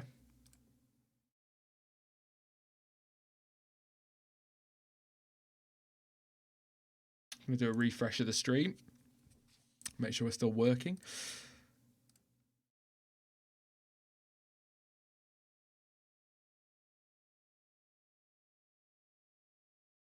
Currently watching Danny Kvyat out on track in that very nice AlphaTauri. Favourite livery, comfortably. I've got a feeling Dan might have died. Nope, I was just having a drink. Oh, no, it's all right. Apologies. You weren't coming through on Discord at all. You weren't showing, so I assumed you'd gone, but no, you're there. It's fine. It's okay. Just getting a quick swig. I take it you like the AlphaTauri. It's nice. Well, no. I've got to be very careful here. It's no Haas. You've hit the nail on the head. The Haas is the best one, then the AlphaTauri. But it's close. But, the Haas is number one by, quite a stretch. And I'm still not sure about the McLaren. That's the one for me that I'm a bit in two minds because I really like the matte orange. Although, for some reason, most of the cars are going matte these days, which I'm not too sure about that trend. But I like the matte orange. And the blue I'm indecisive about because I definitely preferred last year's blue flecks that were all over the car. But I like it. But I don't know. I'm 50-50 about that one. 567 laps for Williams last year. Thank you very much to Atish. 1:18.130 as well was the fastest. So he's only 300ths off Russell. Beating that, but laps are really coming in for Williams, so that's good stuff. I like the orange halo. Are you not a fan? No, yeah. I like the orange halo. The orange bit I like, it's just the blue I'm not too sure. Last year's car took forever for me to grow on me livery-wise. I say forever, like 3 races, but that's a long time in F1, so yes. Good stuff. Who should we talk about? I'm trying to think we spoke about this morning. What do you want us to talk about, chat? I'm trying to think of a team we didn't cover this morning, but I think we kind of made our way through all of them in some way. We've talked a lot about Williams, and we've talked a lot about Williams this afternoon. We need to stop it, or this can have to become the Williams word. The F1 Williams will be pretty cool. Ewan says Renault. Daniel Philpott says Grosjean. Haas. Grosjean's not out till tomorrow. I'll talk about Grosjean anyway. No comment. We've got a Mercedes. Is he practice starting, Hamilton, or is that going to be our first red flag of the day? It might be a practice. No, it is a practice start. He just seemed on that shot on TV. He just seemed a bit further down the pit exit than he should have been for his practice start, but absolutely fine. Getting away nicely into turn 1, still leading. Get used to saying that this year. Hamilton through turn 2, still leading, especially in Spain because it is a Mercedes track. I tell you what, we'll talk about Renault in a bit, and we'll talk about Aston Martin. But the question that got put forward this morning was about Vietnam. Obviously, there are question marks from a lot of people whether or not that's going to go ahead. Vietnam are pretty confident it will, so that's fine. But then I think there's a few towns and villages nearby that are now being quarantined, so we'll see. But I'm looking forward to Vietnam. The question was, what are we expecting from Vietnam? But I'm really looking forward to it, Dan. I think that the track looks like it could be a bit Baku-esque. I just hope we get a 2017, 18, 19 Baku rather than 18 Baku rather than a 2016 Baku. But I'm quite looking forward to seeing Vietnam. But what I like about the start of the season, and this is kind of the point I'm coming around to, is it's a bit of a lottery because Mercedes, with Lewis Hamilton, obviously they won with Bottas last year. With Lewis Hamilton, they've not won at Australia since 2015. I think was the last time Hamilton won there. So it's not a guarantee that it's a Mercedes track. Ferrari had a couple of good years there, but it's not a guarantee it's a Ferrari track. Look how far they were off last year. Red Bull have had some good races there, but it's not a guaranteed Red Bull track. Bahrain, again, you'd expect it between Mercedes and Ferrari, but Ferrari was strong last year. Vietnam's a complete and total unknown. Then we've got a gap to Zandvoort. We don't know who's going to be quick there. It's not until we get to Spain that we're really going to know. That's probably going to be a Mercedes track. So I think the first 4 races of this season could be among the most unpredictable. And this is where Dan goes, nah, mate, it's Mercedes 1-2 all the way. But yeah, I'm really looking forward to these first 4 races. Yeah, I would generally agree. And I even have that funny feeling. About Spain now. I think for most races we go to this year, I really do think it's going to be a flip of the coin, which is kind of why I'm super excited for this year. And I know a lot of people are going to be focused on 21, but I think this year could surprise quite a few people. In terms of Vietnam, I can't wait. I am really excited to go to that one. I think if I'd have picked out a country that has never hosted a Formula One race before, that would definitely be one of the ones nearer the top of my list. And I think the circuit, whilst I prefer a circuit which isn't just street barriers everywhere, I think it looks quite good. And it's definitely one of those circuits that I probably would like to visit at some point. But like you say, there's still a little bit of uncertainty whether it will go ahead or not. And that is obviously what should be the primary focus. But the actual race itself, of what I have seen, I'm liking. Vietnam or Zandvoort, I think I'd probably go Vietnam, but I can't wait to see the Orange Army at Zandvoort. That alone, even if the racing is rubbish, that just seeing that on the TV, a little bit like at Monza when the Tifosi are under the pope, that's going to be so, so cool. Well, you look at what comes after WX? Sorry, I'm trying to put new pictures in the stream, but I can't be able to type names in, so I'm just doing the alphabet. I forgot what came after W. Anyway, day 1. Yeah, I think if you look at how the Orange Army pack out Belgium, for example, and Austria, just imagine Zandvoort. Just imagine how mad that's going to be. I mean, let's not make any bones about it. We're going to Zandvoort because of Verstappen. I don't think we're going because of the track at all. I have my concerns about that track. I know Stuart was saying over on. I mean, he kind of backtracked a little bit this morning by saying, well, actually, what I said is kind of wrong because we've got Monaco in that as well. But he was concerned about how small Imola is and with the size of the cars, how poor the racing might be. But you've got Zandvoort, for example, that is absolutely narrow and it looks like it might be a bit of a pain in the backside for overtake. I'm just a little bit concerned that how can I work? From a business point of view, going to Zandvoort makes absolute total sense. From a racing point of view, I'm not so sure. I have to be honest. Yeah, 100%.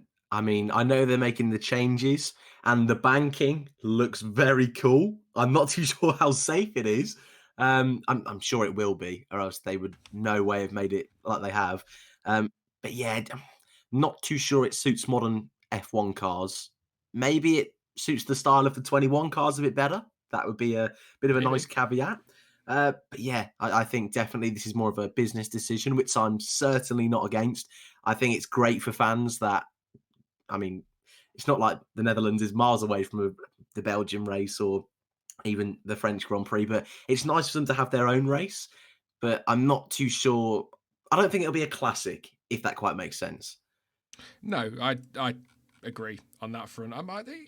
It might be fine. I mean, I've had concerns about races before that have rocked up on the calendar and have been some of the best we've ever seen. But I don't know. We'll see. I'm sure it'll be fine.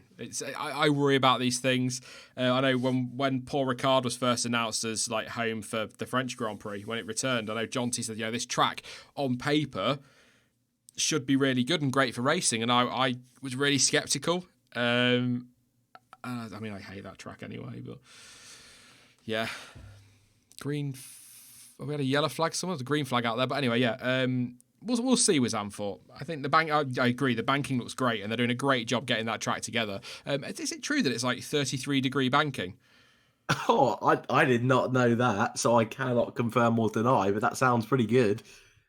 That might have just been one of those. Hey, we're bored on Twitter all winter. Let's make stuff up and see who believes it. You've been baited hard. Uncreative87 said, I heard it being possible to take the banking with DRS open. Whoa, that would be... I think that's a bit too extreme. Yeah. I'm not too sure about that. Although it would be cool, I think that's perhaps a bit far. Now I don't know. Somebody says 32, somebody says 23, somebody says 28. Somebody heard 18. That's a real wide array of statistics there. Yeah, we'll see, I guess. I mean, the information will come out, but the drone footage, what I really like about what Zandvoort are doing is that they're keeping us all up to date with how it's all going on. So you're getting things like you're getting the drone footage, you're getting updates on the track itself, and I like that. I like being kept up to date on these things because we want to know. We're intrigued. We're a sad bunch as F1 fans. Now chat are just going mad. 180-degree banking. Would be fantastic. Would be absolutely fantastic. Bit of team radio. A slow cool lap. Or a bit less slow cool lap, Latifi been told to do. A bit less slow. I mean, is that what Williams' target is for the season? To be a bit less slow? That was harsh. I do like Baby Williams. steps. Thank you very much to Paul Sayers. Oh, I'll say Paul, sorry. I don't mean to do surnames on PayPal. Apologies. So, Paul, loving the stream. Do you think the lack of incident means drivers haven't been really stretching their cars yet? Thank you again for your contribution over on PayPal. It's a good question, actually. I mean, I don't know how much drivers push their cars in testing generally, but certainly in the early stages of testing, it seems... Going back to last year when I was doing these streams, and from what I've seen historically, when we did get to see some testing, they don't really push that hard early days anyway. So could be one of the reasons. I think as well, they are just an evolution of last year's cars. There's that phrase again. So, drivers are already relatively to grips with the cars. The team kind of understand them a bit better. Excuse me, losing my voice there. Understand them a bit better. They know Barcelona, so... It's about data gathering early stages. So although we've seen Max in a couple of spins, nobody really needs to be thrashing it. I'm fully expecting some good times to come on Friday, certainly the second test as well. But it's a really good point, and probably absolutely correct. So thank you very much again for your question and for your contribution, Paul. That's good stuff. But yeah. I'm sure you and Stuart said it this morning, but I think today's more about just making sure everything works. And although that sounds so silly for the amount of money that's pumped into these cars, last year we saw quite a few red flags on the first few days. So I think they'll all be quite relieved that there's been, at least of what we know, there's been no major issues so far. Thank you very much as well for you. Oh dear. Thank you for your contributions. CDD 14, about 15, 20 minutes ago. It says, hello, great stream. No worries at all. Thank you very much for coming on. Thank you. A Formula Racer. Oh dear. Roman Grosjean equals remain crash gene. Or crash John. But he's gone. He's logged off. He's not coming back now. That's a poor Well, these aren't my words, but Sean said earlier that Verstappen has had a crash. Grosjean has had none so far in 2020. He's not been on the track. Well, he's got through 6 road cars over the winter. He crashed in the pit lane last year, and does that really count as the track? And none of that's happened so far. So, progress. I mean, I said I'd ask you this afternoon, so I will do it. Joking aside on Roman, who, by the way, for all the fun I poke at him, is genuinely a lovely guy, and he's so nice. And so, he did a really interesting interview about dealing with like internet trolls and that. How he gets on with his life, with some of the stick he gets, I have no idea. I'm sure he understands most of it's banter from people, but some people are just so nasty and abusive to him. But he's always smiling. I've got to give him that credit. He's a nice guy, and he's not a bad driver at all. He's been on the podium more than a few times, I think, Dan. I think you might have mentioned that once or twice. But do you think he'll be... I feel like I asked you this question for like the last year, maybe 2 years now, but do you think he'll be in F1 in 2021? Is this his last year again? I don't know. Every year, it's the same stresses. He's made it this far. So at this point, if he stayed after 2018 and after 2019, I really don't know. I guess my answer is similar to the last couple of years. I would be surprised if he's in F1 next year. I mean, again, nothing against him. If people aren't aware, I'm not that much of a Grosjean fanboy, but I think he's pretty good. Um, 10 Formula One podiums, the same as Charles Leclerc. Just throwing that out there as well. So he's obviously got the statistics and pedigree, but he also likes to crash occasionally. And I don't think last year was as bad as I think a lot of people make out. And again, it is hard because the memes, I got to respect the memes and the banter online. As much as it's frustrating, it is funny at the same time. So when you look at it a little bit more deeper, he's not atrocious. He's not as awful as people make out. But I also understand that, and already I'm missing Hulkenberg a little bit. I think there are drivers that warrant a drive over Grosjean. I feel he's had an opportunity now. If he comfortably beats K-Mag this year, I think then maybe they could keep him. The team could keep Grosjean because I'm still not too sure about K-Mag. And I think Drive to Survive will unearth a few more of what went on last year. But right now, I'd be surprised to see him next year in F1. Do you know what probably this is just a theory, but what probably saved Grosjean last year? Go on. That car being terrible. I wonder if they gave him the I think benefit of the so. doubt and said, look, you've not been great, Roman, but we've also not given you the tools to do your job. Because Magnussen wasn't great last year either. And he did, and Grosjean did. We went through it, didn't we, Dan? Sort of mid-season, we looked at it all. Grosjean got so much bad luck in the early stage of that season. So I just wonder if they maybe said, you need to improve, Roman, but we, again, haven't given you the tools to do the job properly, so one more season, let's see where we're at. But he might stay. I can see him staying, as mad as it sounds, because 2021 is such a big raft of rule changes. Whether you like Grosjean or not, whether you think he's a good driver or not, he's experienced. He knows that car. He knows the team inside out. So, if him and Magnussen can try not to collide quite so often this season, and if he can do an okay job in that car and pick up the points when he needs to, why make a change? Because at least he'll be able to help them in 21. But I mean, if the trouble for Grosjean, funnily enough, is if you've got the likes of Hulkenberg waiting in the wings, sort of sat on the sidelines, and he doesn't have a good season, or Magnussen doesn't, will Haas do what they didn't do for this year and go and fetch Hulkenberg and say, we need some experience, mate, and this driver isn't delivering, whether it's Grosjean or Magnussen. So I think there's some pressure on him, but I think the fact the car wasn't great saved him, and possibly even, as silly as it sounds, even though I've just put Hulkenberg in the frame, but the fact they didn't have an epic backup reserve driver, they were kind of putting everything behind Fittipaldi in that role, maybe they felt like they couldn't take that risk. There was nobody to fill that seat. But I like him. I know I give you stick for him, Dan. I always say to people I like him. It's not. I've got no issue with him at all. It's like winding you up, and there's 6 other fans. But it's he's a nice guy and he's a good driver. I mean, look at him. He was a match for Kimi Räikkönen once upon a time. I think that's slightly being generous, but I'll take it. I'm going. That's it. I'm on Wikipedia. Wikipedia's out. Here we go. Okay. King of the Grosjean defence.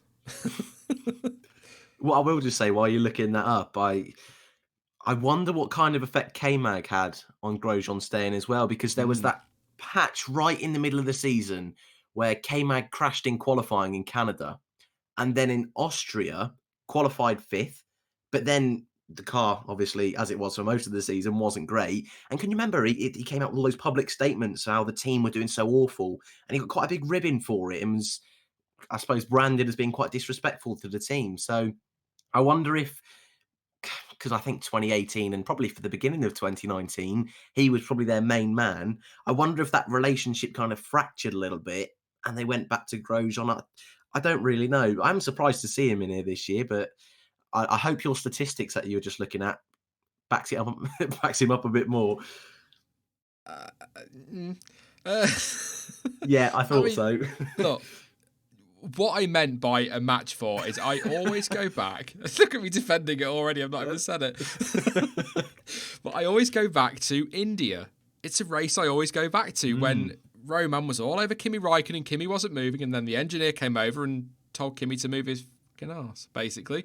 And there was that big fallout on the radio. So Grosjean was obviously pushing him. And looking at it, to be fair, he was only 51 points behind him in the championship in a car that was 3rd fastest that season. So I think that's a really solid job to do that against the world champion. But the reason I'm kind of going, is because Kimi Raikkonen didn't take part in the final 2 races of that season. So it probably would have been even more. But I think he gets. I think the point I'm trying to make is, as much stick as I give him, which I do, he gets way too much. Mine's just a bit of banter. Some people are so abusive, and it is so unnecessary. But 10 career podiums, Dan. 10 career podiums. That doesn't happen by accident. No, and I still stand by. He probably should have won Japan 2013. It was just the fact that he lost to Sebastian Vettel in a Red Bull in the closing stages. That's still his best race in my mind. And that one of those podiums as well, Spa 2015, that Lotus should not have been anywhere near the podium. So there's definitely a bit of pace in there. It's just sometimes he's not the cleanest or most aware, especially at this circuit that we're watching at the moment. Thank you to Twigster as well for another contribution. Really appreciate that, mate. It says, make Dan happy. Grosjean to Ferrari. Then says, haha. Thank you, Jack, for the message, mate. Timings haven't been working, apparently. But I'm just looking now on the website. They are shuffling. So I think they are now, whatever the problem was, they've fixed it and they're just catching up. So yes, I will run through the timings. We are almost exactly on the hour. Well done, Jack. I like that. So I'll run through the timings anyway, but I'll do it via... now is F1 timing actually working? It's, you would think they'd have their actual timing feed running. It's been playing up all day. I need to sign in to F1 TV. I don't want to sign into F1 TV. God, everyone's waiting now. Oh, sure. People who aren't watching and are just listening, you've got them right on the edge of their seats now. It's not working very well. For example, in 7th place is number 26 Dash, and in 12th place is number 65535 Dash. So yeah, that's really probably not right. So I think we're about right. I think GP Today's updated, but I'll read through them anyway, and I'll cross-reference them. Cross-reference. So currently fastest is Lewis Hamilton on a 1:16.978, 45 laps on the board. Valtteri Bottas, not on track, of course. Second place, 1:17.3, 79 laps this morning. Sergio Checo Perez, 1:17.3, 58 laps this morning, not in the car. Strolls in for him this afternoon. Maximus Verstappenus, that's his Greek name and Latin name, 1:17.7, 130 laps. Go on, Max. 5th place, Carlos Sainz Jr., 1:18.0, 126 laps. Esteban Ocon, 1:18.0, 62 laps. Daniel Kvyat, 1:18.0, 70 laps. Daniel Ricciardo, 1:18.0, 18 laps. George Russell, 1:18.1, 73 laps. Lance Stroll, 1:18.7, 20 laps. He's in the top 10. Charles Leclerc down in 11th, 1:18.2, but has done 97 laps. 1:18.3 for Kubica, 1:18.3 for Latifi as well. Magnussen, a 1:18.4, 75 laps this morning for K-Mag, so some good running. That's collectively across the day, sure, not just this morning. Anyway, Antonio Giovinazzi, 1:20.0, 23 laps, and then Raikkonen and Vettel are on the timing screens, but are not out today. Vettel not very well this morning, so couldn't go out of a Ferrari. So just they are all correct as of the official timing. So that's all I can go off. So Hamilton, Bottas, Perez, Verstappen, Sainz, Ocon, Kvyat, Ricciardo, Russell, Stroll, Leclerc, Kubica, Latifi, and Magnussen and Giovinazzi. So yeah, good stuff. Tyre-wise. Okay, interesting. So, sorry, I've just found something out. I can work out what tyres are all on, because if I hover over it on the GP Today thing, it shows me. Hey, oh dear, Sean. So Hamilton's fastest time was on the C2. Bottas and Perez were both on the C3. Verstappen was on the C2 for his fastest as well. Sainz a C1. Ocon C3. Kvyat C2. Ricciardo C3. Russell C3. Stroll C2, Leclerc C2, and then it was the soft C4s for Kubica and Latifi, and the C3s for Magnussen and the C2 for Giovinazzi. That is the tyre they're running at the moment. Whether or not that's their fastest, I don't know, but I assume it is. We will see. We'll get the information through from Pirelli. I can do it properly in the morning for who did what, but yeah. Doesn't really help people now, though, does it? Tune in tomorrow when I'll give you correct information. We go off the information we have. It's okay. You're doing your best. That's I'm doing all I can, man. Hey, I ain't a pro. I ain't a pro. I know I ain't a pro. You've seen my content, you know I'm not a pro. Hey, I've got a when cool you intro, see, all right, shut up. that is true. When you see all the crazy machines they've got in the skybox, I think you're doing pretty well, mate. Thank you, mate. Thank you as well to Marley. It says, "Hey, great stream. Not sure if you already talked about it." That was Irish, by the way. I was doing an Irish accent. Not Yeah, sure not if a you've great already stream talked anymore. about this, but Dutch commentator, oh God, Olav Go on. Mol That was good tweeted effort. earlier today that there are talks about South Africa coming back on the calendar. What are your thoughts? I'd like South Africa back. So would I. It was the first race I ever watched back in '92. Have I mentioned that? I didn't know that, to be fair. Didn't you? No, I did not know that. It'd been Larry. No, I didn't. I thought you watched it in the 70s. Wow. Oh, I'm deleting your link from the. No, on a serious note, I didn't actually know that. Yeah, I mean, I could tell the story if you want. I don't mind, but I mean, we've got 2 hours to kill, so you can if you want. yeah. Once upon a time, back in the '70s, apparently.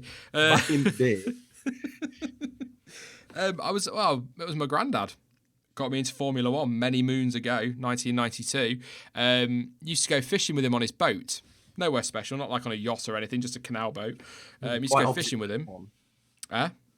Quite opposite to F1. Yeah, very opposite to F1. And I saw Michael I didn't really. I got him on the end of my fishing rod. I was like, who the hell are you? No.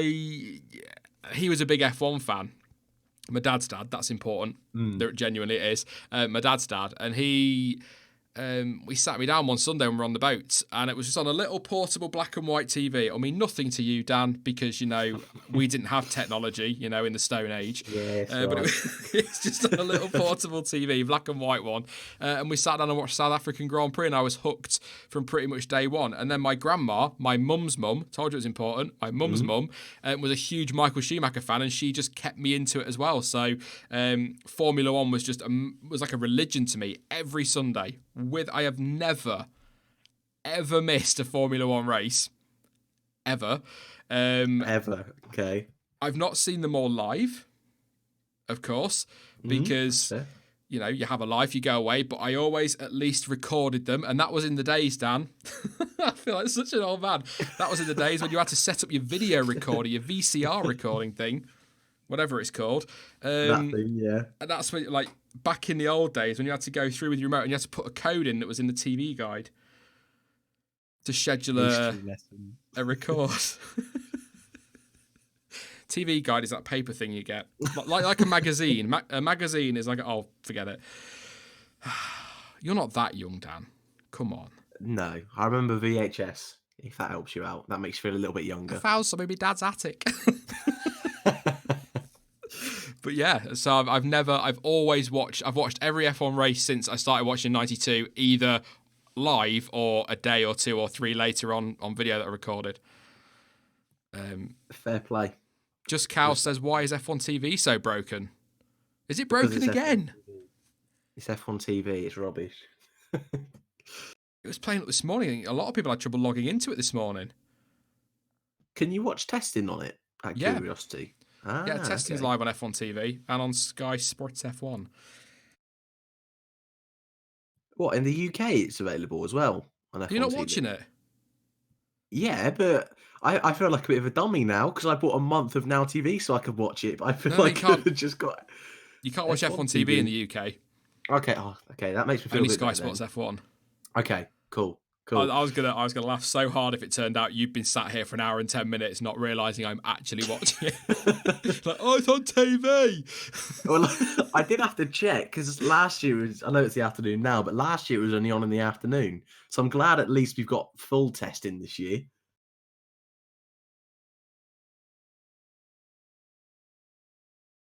I just tuned in at the wrong point. James Allison there talking about a lot of hot air blowing out of a crack. Genuinely his words. There you go. Mercedes, hot air in testing, never. On board with Lewis, though. That car looking very tidy, as usual. I mean, this is a Mercedes track, isn't it? It really is. 52 laps already for Hamilton. We've still got 2 hours to go, best part of. So they're well over the 100. How's Latifi doing? 40 laps for him. Wow, go Williams. Verstappen in the pit still 130 laps. Hi, Max. Max is back. Not Max Verstappen, Max Claydon, mod. Hi, Max. Max should be driving. Let's take some of your questions then in chat. Again, you can do so through donating as well. Kelly Bone just tweeted, F1 is talking about the 90s and it's kind of making me feel nostalgic. I love the 90s too, Kelly. I like music, TV, film. I was ranting at John T the other week about how there's never anything on a Saturday night, but when I was a boy, there was always something to watch.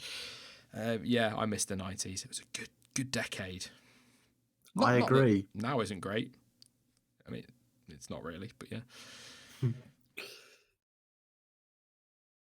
Mercedes and McLaren passed Red Bull in lap count. That's from F1 Feeder Series.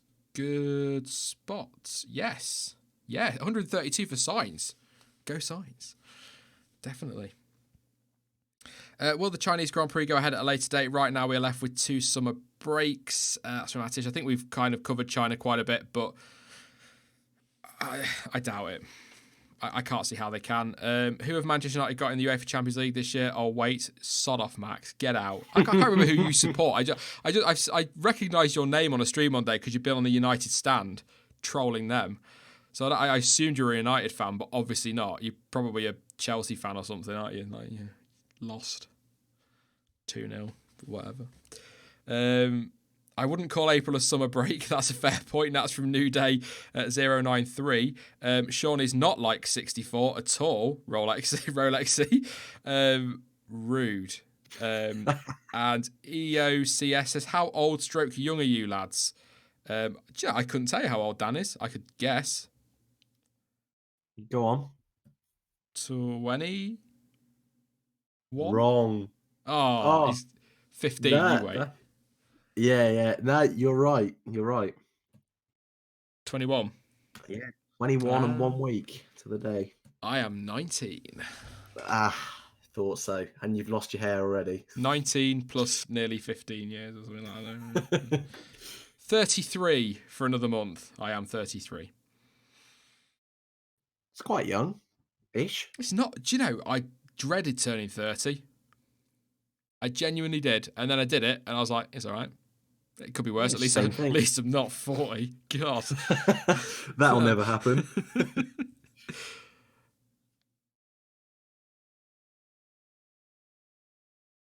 Yeah, Uncreative says 19 for the 15th time. I don't know how old you are, Bloomy. I don't know how we've got onto this. I answered a question, didn't I? I'd say Bloomy was probably about 19-ish. He's going to tell me he's 68. You wait. I'm so bad at this. See, yes. I'm pretty sure he was a year younger than me. So 20. Well, but I've just had my birthday, so I think he probably is 19. There's a bit of detective work. And he's going to say, no, you're wrong. That's a waste of time. Max Claydon says, I am a Chelsea fan and Maguire should have been sent off. Max, I'm a Man United fan and Maguire should have been sent off. It's as simple as that. That's not even up for debate, mate. I can agree with you on that, but you still lost 2-0. Let me have this. It's all we have this season. So what F1 2020 cars do you like? Let's get back to Formula 1. People who are listening and not watching this are going, yes, please, talk about Formula 1. You are the F1 word, not the, I was going to say talking nonsense word, but we really are. Favourite ones, I mean, livery-wise, I think I've made it quite clear, the AlphaTauri. But I really like, apart from the nose, the look of the Red Bull. I think it's very tidy. There have been some interesting developments on it, and I genuinely do think, sorry Red Bull fans, I'm about to ruin your year, but I genuinely do think they could spring a surprise this season.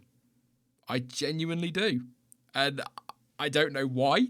I think it is because they are, although Helmut Marko I'm sure will change that, but they are moderately quiet about it. They're not coming out and going, we're going to do this, we're going to do that. They're not overstating things. They, the quieter a top team are, the more confident they probably are behind the scenes, and it just feels like they know something about their car. The laps that Max has put in, 130 today, not done a particularly spectacular time for testing. I've just got a gut feeling that Red Bull might be pretty good, Dan. I really have. So I think that's my best, aside from the livery. I mean, I like the Red Bull livery, but you know what I mean. Just looking at it from a moderately technical point of view, as in I can spot that that's a little bit different to last year. I think Red Bull, probably my favourite car.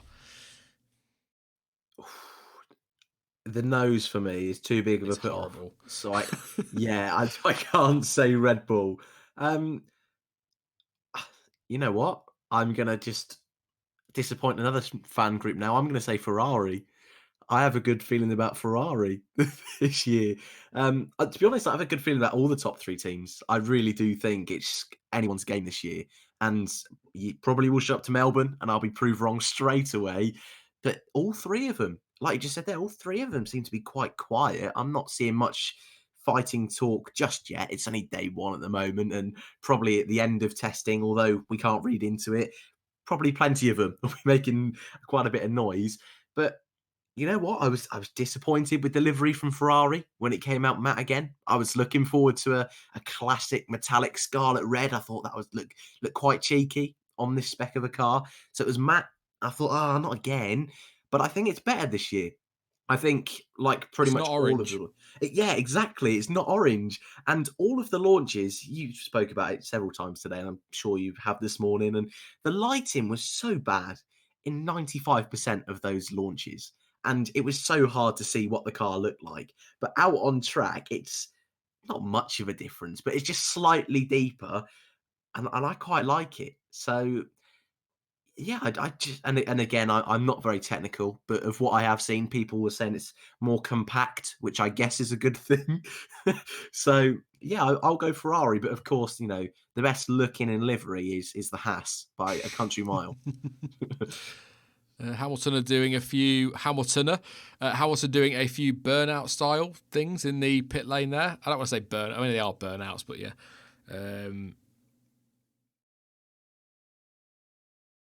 I think Nicholas saying there in the chat, has anyone really been fighting talk or fight talking? We've not heard a lot, have we? You know, we usually got somebody coming out going, oh, we're going to be the ones to beat, or they're going to be the ones to beat, or and I know after testing, we're going to get somebody turn around and go, oh, Mercedes are third fastest and Ferrari the team, and that's going to be the usual stuff. But you normally hear a bit more from the teams. It has been quiet this winter in terms of confidence, so maybe everyone's quietly confident. And Shadow fan says the F1 paddock has grown up. Maybe not playing the mind games this year. But I think, there's just something about Red Bull. I don't know what it is.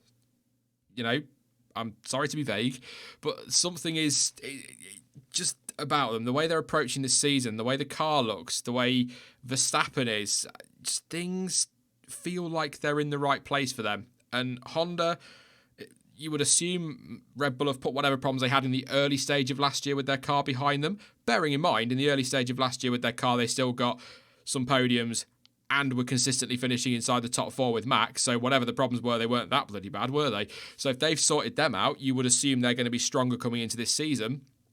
And then if they have a second half or a mid-season like they had last year and then can carry that into second half, I think they're looking strong. I'm not going to go and say I think Max will win the title. If I'm being right now, with the little information we have, I can't look past Hamilton. But that could change once we've got some information on the board, and once we've got a race or two under our belt, we might get an idea as to whether that is going to be the case. But I expect him to get number 7, but I don't think he's going to have it easy this year. Last year it was far too easy for him. This year, Red Bull and Ferrari need to be there. And I've said this a million times down on streams before, but this is my issue. Like, Mercedes gets so much hate. Don't hate on Mercedes for the state of Formula One. If you want to, don't hate on anybody, but if you really want to take shots at teams, blame Ferrari and Red Bull. If they got their act together and they sorted the car out, they'd be there challenging Mercedes. Mercedes are doing what they're getting the car together. They're doing the best job they possibly can and winning title after title. It's Ferrari and Red Bull cocking it up. So get on their backs. You know, do you know? I mean, like I say, don't hate on it. We don't go abusing people and whatnot just because they don't build a car that you like. But you know, that's the point. Don't hate on Mercedes. They're doing the best job they can. It's up to the other teams to catch them, and Ferrari and Red Bull need to do that this year. So, I mean, it'd be just sod's law that we have an epic 6-way drivers' title fight and a 3-way constructors' title fight, and then 2021, Mercedes, Ferrari, or Red Bull build a car that's completely dominant, and we get another 7 years like this. It's about Sod's law, isn't it? Yeah, that's very Formula One. Um, yeah, I mean, Mercedes is such a well-oiled team now that they are glued so well together. And I think last year, I mean, yes, Ferrari and Red Bull had their issues, but Leclerc was coming into the team for the first time. Red Bull were swapping Gasly and Albon around. And countless times last year, Mercedes were able to win races thanks to the fact they had two cars up at the front. You know, we saw several times where it was a Leclerc on his own, a Verstappen on his own. They didn't have that rear gunner, so strategy was kind of out the window, and they had to just put all their eggs into one car. Couldn't mix it around, and that cost them. Of course, there was mistakes from drivers as well, but I just hope. I think the two I would probably point out in particular is Sebastian Vettel. I hope he can have a really strong start of the year and bounce back straight away and be straight in the hunt. But also Alex Albon. I think he did a really solid job in his second half of last year. And I hope he can just jump into that car and in the first few races at least be close to a podium, because I'd hate to get to the summer break and for us to still not have it and the question marks to start seeping in. Because last year, Pierre Gasly, it was this week last year in testing where he started to make a few little mistakes, and so quickly in that Red Bull program, things can turn around. I think Albon's mindset is very, very impressive, considering it was only his first year last year, and of course he's going to have a winter with the team this year. So I think he'll be fine, but I just hope he can get a big haul of points or a big result early on, if that kind of makes sense. And then hopefully, if he can be that rear gunner or even try and fight for it himself, I think, yeah, I'm also got a good feeling about Red Bull. Yeah. I mean, on Albon, do you think he'll be there at the end of the year? I'm not. I mean, either way, they're going to have to backtrack twice, aren't they? If they decided to get rid of Albon, whichever driver they go for, Gasly or Kvyat. But do you think Albon's in for the season, or is it literally going to have to be not a race by race basis as such? But will it be a case of let's see where he is at the summer break? Or do you think he's hit the ground running better than Gasly did? I think he's done better than Gasly did, but I think if we get to the summer break and he hasn't got a podium, I think questions will have to be asked, because that would have been a full season length in a Red Bull without a podium, which is slightly alarming.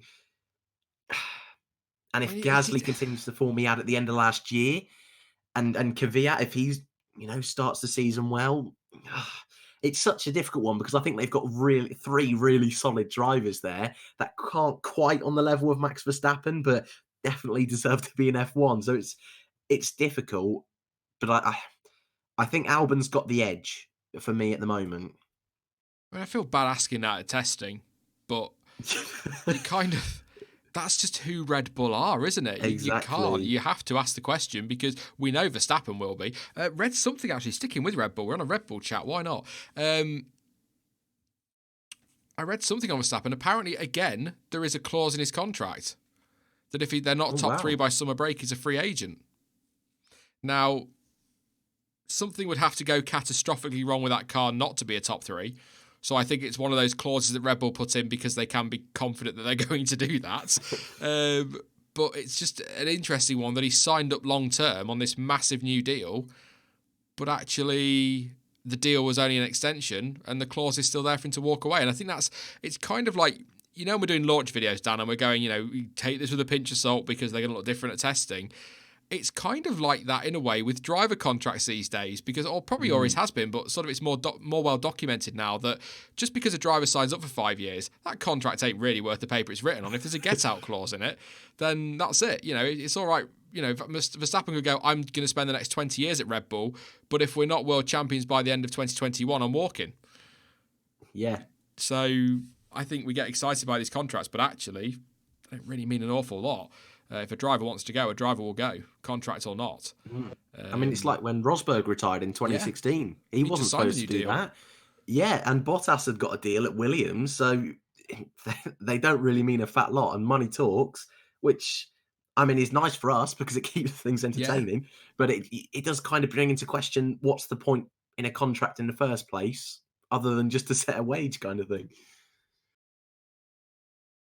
So I think it was username, just said drop a like on the stream, basically. Yes, please do drop a like on the stream. If you're new as well, please do hit that subscribe button. Massively appreciated. We were at 89,000. Come on.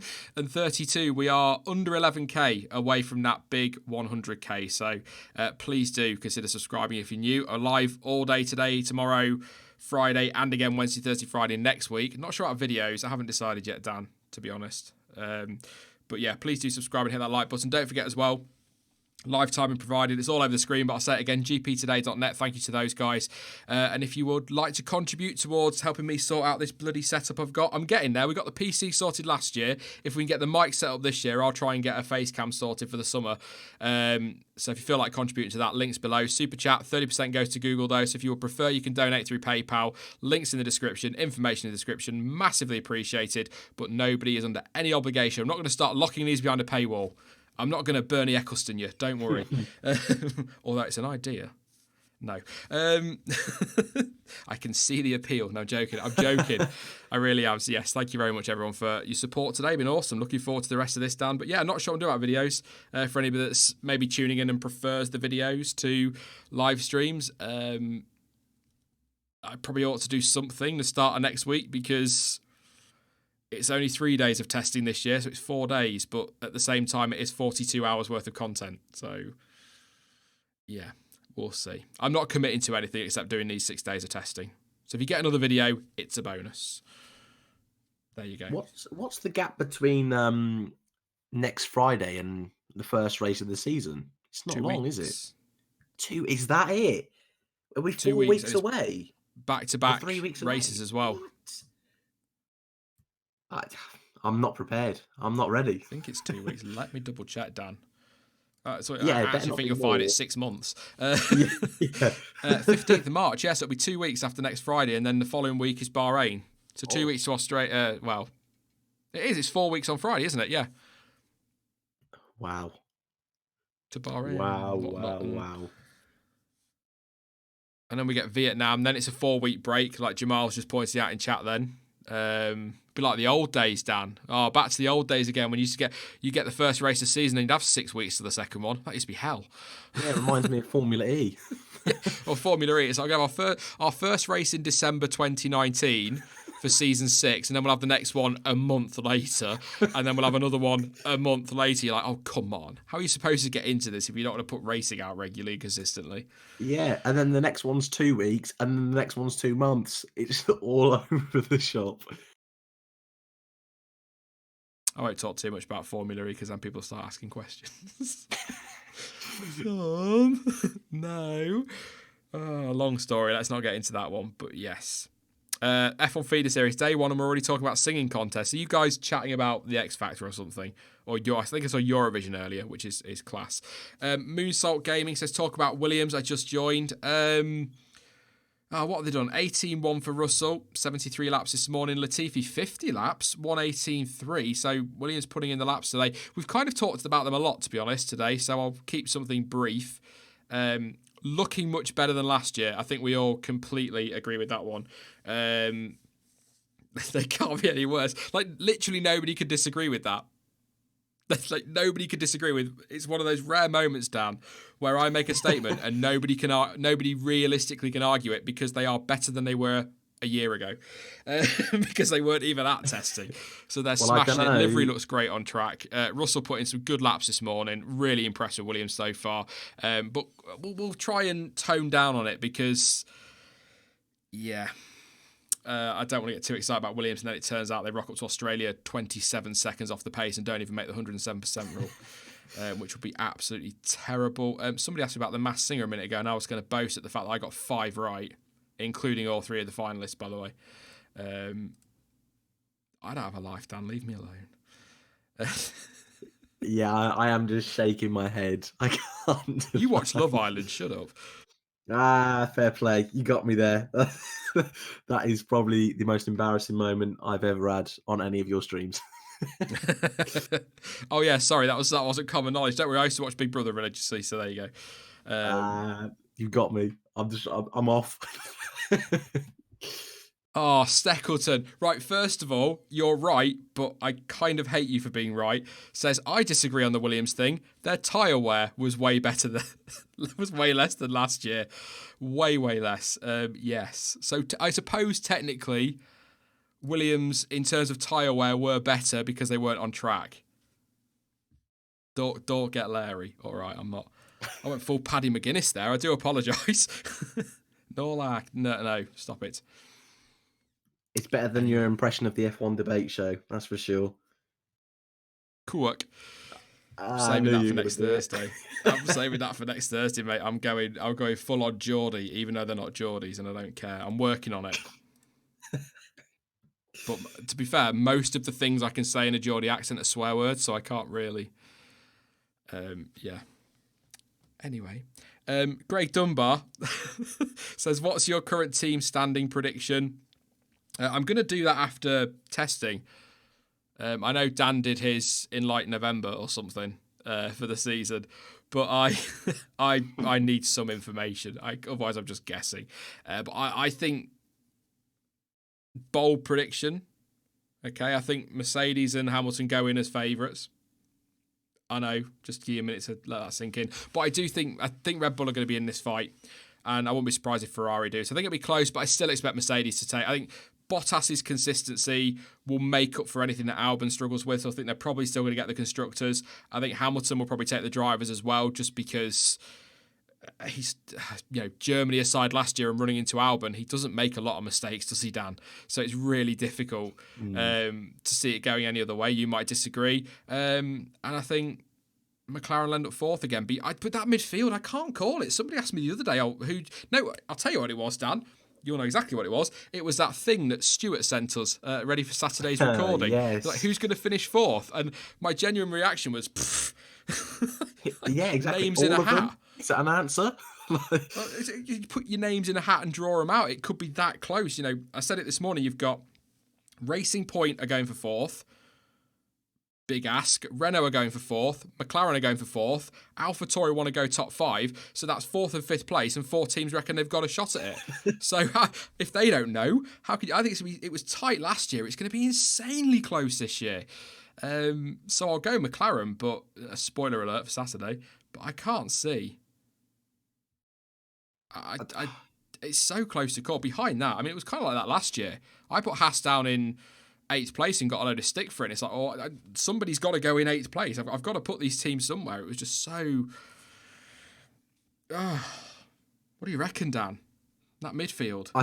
I'm just as stuck as you. And you know what? Now we've showed up to testing, I'm even more stuck because all of them just look completely different to last year. So they've been working on something. There's obviously improvements. So I agree that the top three, I think, are going to be very close. And I think it's going to be super hard to tell. I kind of have a gut feeling about McLaren. But then, like you say, Racing Point are looking good. And of course, they're going to have all the funds from a couple of years ago when Lawrence Stroll came in. That's going to have an even bigger effect this year. Renault, now seeing their car on track this year, part of me thinks, maybe did they give up on last year a little bit earlier to focus on this year? Because I didn't expect the big changes they've had. Haas, I feel they can't get much worse than last year, and it's pretty much, you'd assume, going to be last year's Ferrari, but hopefully they can get the tyres working this year, so you'd hope they'd be a bit closer. So, gut feeling is McLaren, and I probably would say out of that midfield, I think they have the strongest driver lineup. So I think that has a bit of the edge, but it's super hard to call. And behind the top three, I would really, really struggle. Thank you very much to Sebastian over on PayPal for your contribution. No message, so I'll just give you a wave that you won't see. So hi. Thank you. Massively appreciated. That'll go towards everything I want to do. I tell you what, I don't really think about it, Dan, until I get to testing. I could do with another monitor. Another one? How many have you got now? I mean, technically 3. I've got the TV above my head, and then I've got my main monitor in front, which needs replacing, to be fair, because I spat water all over it and it's not been the same ever since. The bloody chamber. And then I've got my one to the left, which has got like everything on. But when I'm streaming, I've got the stream open, voice meter, Discord, Snaz for the countdown. I've then got 2 browser windows open, GP Today open, Streamlabs open, YouTube open, and it doesn't all fit on 2 monitors. So I could just do the third one. Just to stuff in the corner that doesn't matter. Or one like specifically for chat would be great. Yeah. So yeah. Where have you got the Sky Stream? Where have you got that? Above, I can say above my head. It is in front of me, but I have to look up because it's on the wall. It's not like on the ceiling or anything, but it is on like a big. All right. I say big. It's about 40-inch TV, so it's not really a monitor. Ooh, look at you! Look at you! I don't know. It's old. Don't come round expecting like my like X Factor style screens with doors that open and all that kind of fancy stuff. But yeah, if you are on Twitter, by the way, I just retweeted something from Luke Smith. Go and give it a look. He tweeted a picture of a Racing Point and a Mercedes, and it says, Racing Point saying, hey, can I copy your homework? And Mercedes saying, sure, just don't make it obvious. Which is quite amusing. Anyway. People talk about inches now in chat. I'm not totally comfortable with this. Let's move on. 35 minutes past the hour is a way that nobody has said the time for probably about 300 years. So apologies for that. I was reading the number and not what it meant. Anyway, an hour and 25 left in the session, just under. Hamilton still fastest, 16.9, 57 laps. Bottas in second, 17.3, 79 laps. Perez third, obviously still going to be there with his times this morning, 17.3, 58 laps. Kvyat 17.6, 77 laps. Verstappen 17.7, 141 laps. Sainz 118.0, 134 laps. Ocon 18.0 as well, 62. Ricciardo 18.0. Wow, what we're talking about in close midfield. 26 laps, 18.1 for Russell, 18.2 for Stroll, and 18.2 for Leclerc. Russell 73 laps this morning. Stroll's done 26 this afternoon so far, and Leclerc 101. Latifi 18.3 on 52 laps. 59 laps for Kubica this morning. I'll talk about him in a second. 118.3. And then behind them, Magnussen at 118.4, 85 laps, and Giovinazzi 120.0 on 39 laps. I just mentioned about Kubica. A couple of people asking why he's on the timing screen. He was in this morning for Alfa Romeo. He's not in again for the rest of the week, but I did put it to Stuart, so I'll throw it to you as well, Dan. I would suspect, given the relatively big ties now that team have got to that Polish sponsor, I would imagine we'll probably see Kubica again at some point next week. I think so. And I don't know if he is signed. Please correct me if I'm wrong, but I'm not sure if he signed up for a few practice sessions over the year as well. Yeah. I can see him in the car next week. I mean, I can't see the exact times up against Gio at the moment, but he is in front of him. I'm going to throw you under the bus now. Oh, great! No, not too much. You're breaking up, mate. I can't hear you. If we get to the halfway point and Gio has really struggled, yeah, what are you thinking? Kubica in or one of the F2 boys? Because Ferrari have got plenty of them in there. Right. Nothing against Gio. Nothing against Kubica. I'd stick Schwartzman in that. That's nothing against Mick Schumacher either. Oh, Christ. Oh, no, he's on a year in F2. Oh, no. I knew I was throwing you under the bus. I'm sorry. What have I done? I'm a big fan of Robert Schwartzman. I agree, actually. I think he's one of those that's not getting a lot of credit, but at the same time, he's not done a year in F2 yet. So is it fair for me, having said that Schumacher needs a year in F2, to then just assume that he can skip through and jump straight into that Alpha? I know they don't, Andras, they don't have super license points, mate, honestly. I'm just going totally hypothetically here.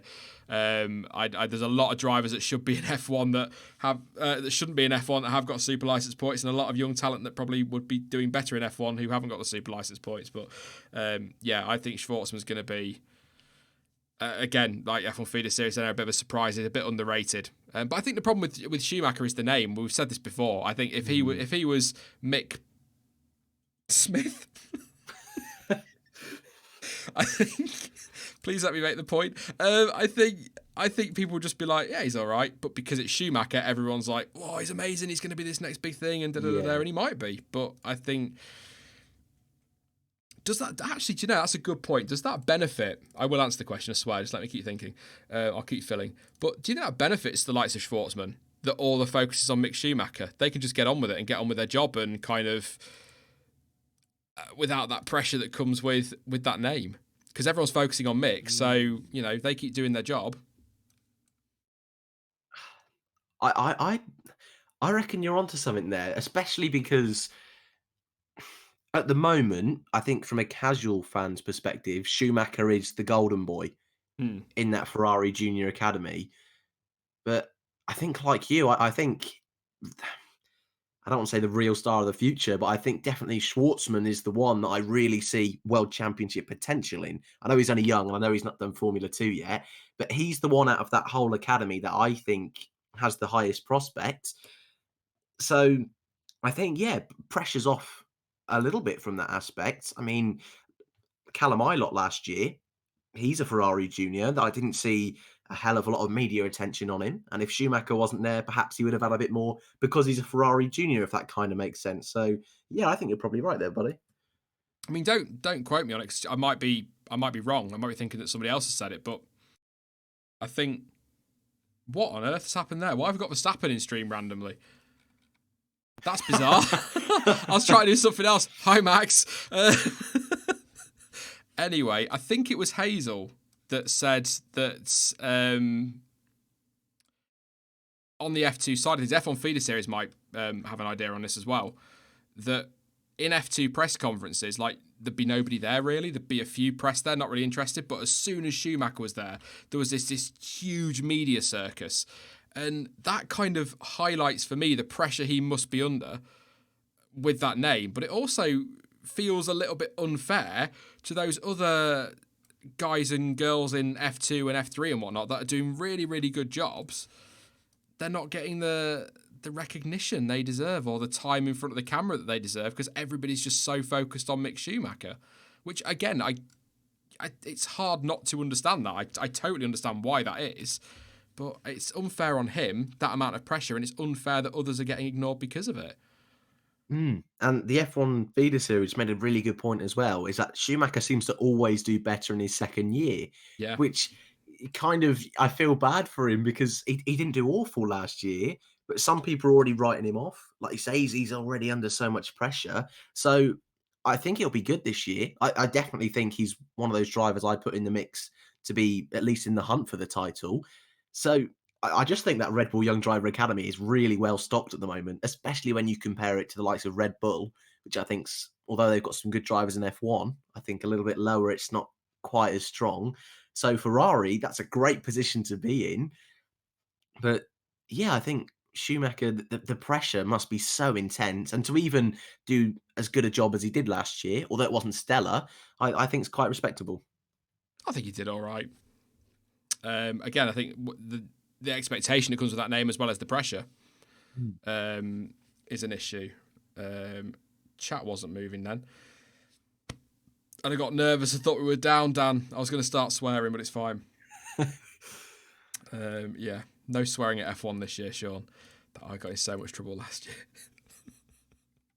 year. Anyway, yes, I will answer your question now, Dan, now that I've completely skirted. I could have just pretended I'd forgotten it. That's all right. No. I think Gio will be in for the season, whatever. Yeah, I agree. I agree. I just wanted to mug you off. Sod. Ferrari aren't... They're not like Red Bull in the way they handle their juniors. So, like, people say, if Leclerc hasn't been good enough by mid-season, will they put Raikkonen back in that car? No, Leclerc was in for last season, whatever he did. If at the end of the season he'd not been good enough, they might have swapped him out. But I don't think they'd do it in season. I really, really don't. So, yeah, no is the short answer. How I manage I mean, that is the important thing about these testing streams, is taking a question and stretching it out to 5 minutes. But how I made that for a no answer. I'm pretty, even for me, and I love a waffle, but even for me, that is pretty awesome. 169, Hamilton, I think he's slowing on track, but I assume he's getting some space. Still the fastest with an hour and 16 to go. That's gone fast. Yuri Vips is a name that keeps coming up in chat. I talked about him loads this morning, way too much. Super Formula don't do super license points, do they? Oh, I'm not too sure about that. So as much as I'd like to see Vips make it to Formula One day, and he possibly is the next Red Bull Junior that's going to get that promotion.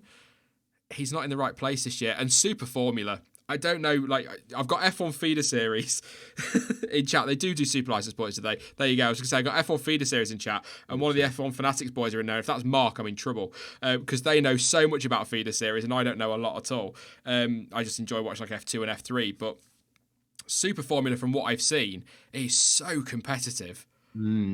So competitive. So, yeah, I think as long as if they do super license points, that's great. But he's not going to have it easy over there, because that was what Dan Tickton fell into that trap. Yes, I mentioned it. It's taken me. Well, we've done well to get this far. That I mentioned him, but he I think people thought, or he felt, that he was going to go into these other series and just dominate them and get the points he needed, and then into F1 or whatever. But it didn't work out. I mean, do you want to go down this road with Dan Tickton? Well, also, I'm pretty sure O'Ward did a few races. He did. I think it was pretty sure O'Ward. And all of a sudden, out of the blue, he just came into the Red Bull program, and there was a bit of buzz around him for a little bit. So, yeah, I think you're right. I think Super Formula, it's one of those ones where if you can jump in and really impress, then you're in good stead. But I think also it's very, very easy to fall by the wayside and struggle and really find it hard to get back on track.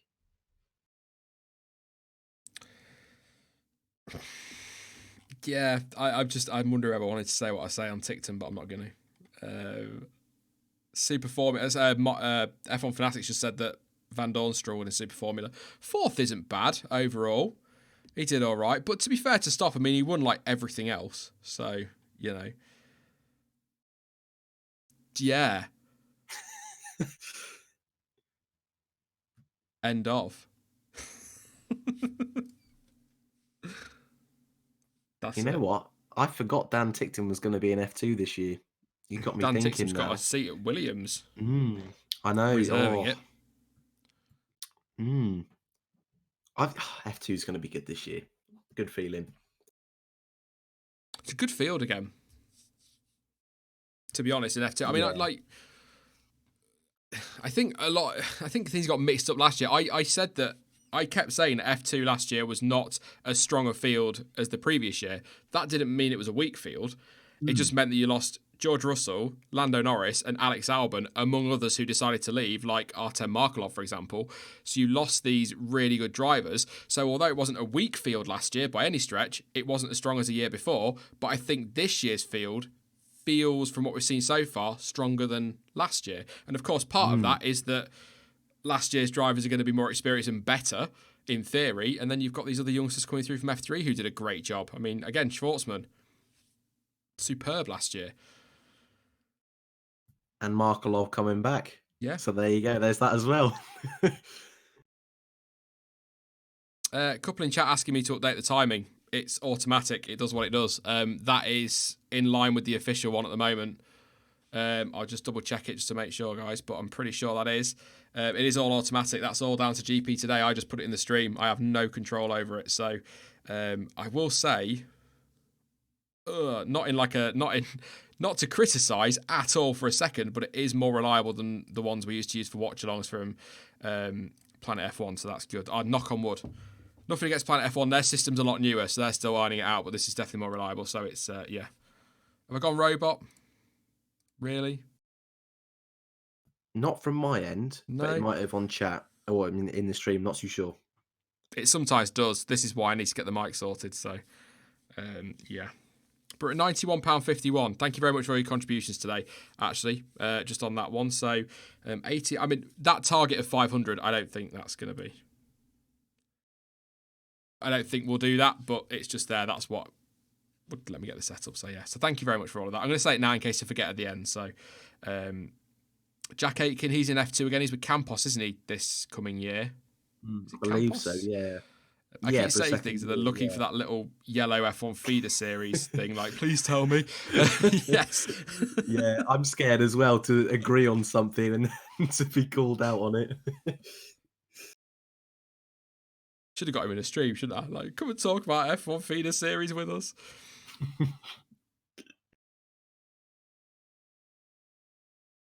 So we're cut to an hour and 10 minutes left. I'll go through the timings again on the hour mark. Jack Aitken is with Williams as well. Williams have basically, if there are any spare drivers, Williams are signing them.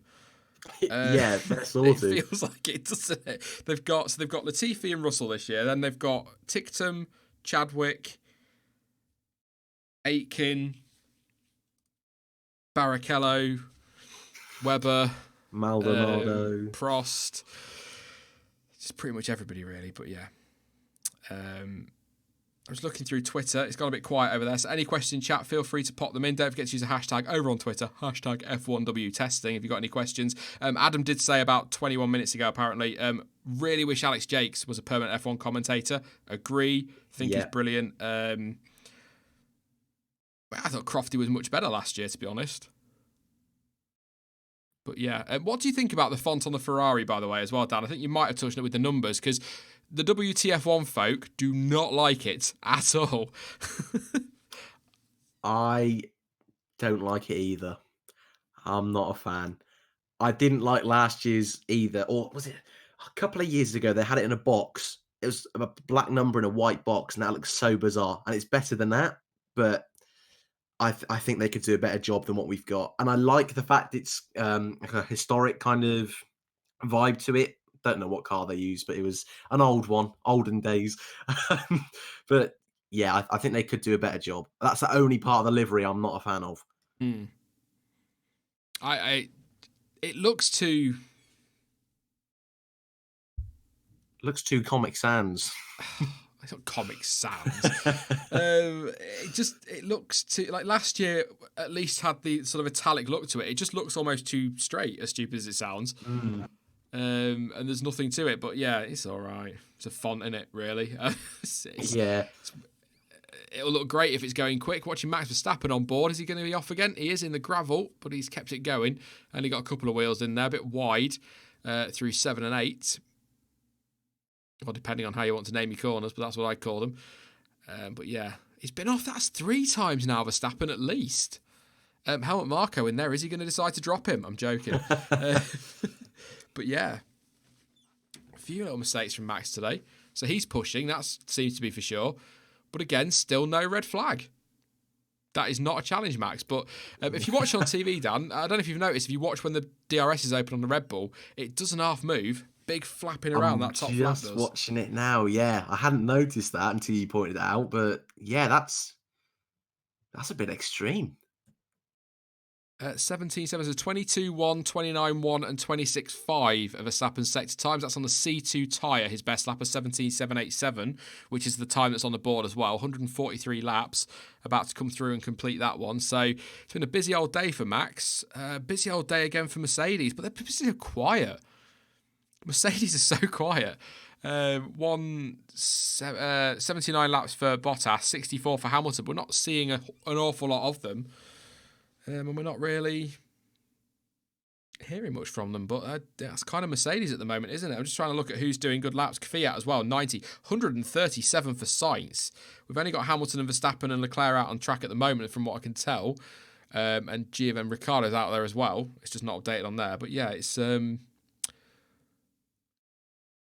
laps from Sainz. 100, yeah.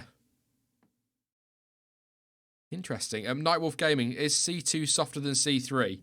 No, C2's harder than C3. So hardest compound is C1, softest compound is C5. Is that right, Dan? It's been a while since I've done these. I think you're right. Yes.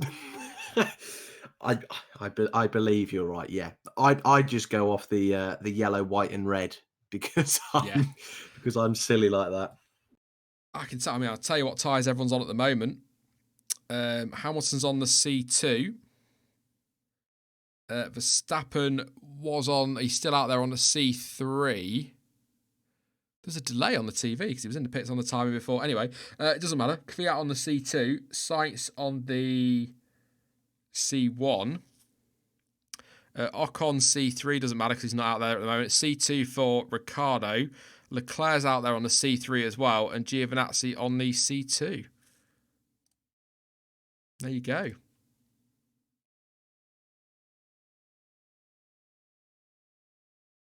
I'm going to take some questions from chat in a moment. I just keep getting distracted by things on social media and whatnot from teams and things like that. So Here's a question, Dan, that you can answer, mate. I'm going to go nip off for a quick break. Take that as you will. But it's from maybe Margny. I've butchered that. Apologies. Over on Twitter says, when do you think we'll see the first driver move from Formula E to Formula One? I'm going to leave you that question, Dan, and chat, and I'll be back in a couple of minutes, mate. Enjoy. Thanks for that, mate. You're welcome. I reckon someone wants me to say Nick de Vries.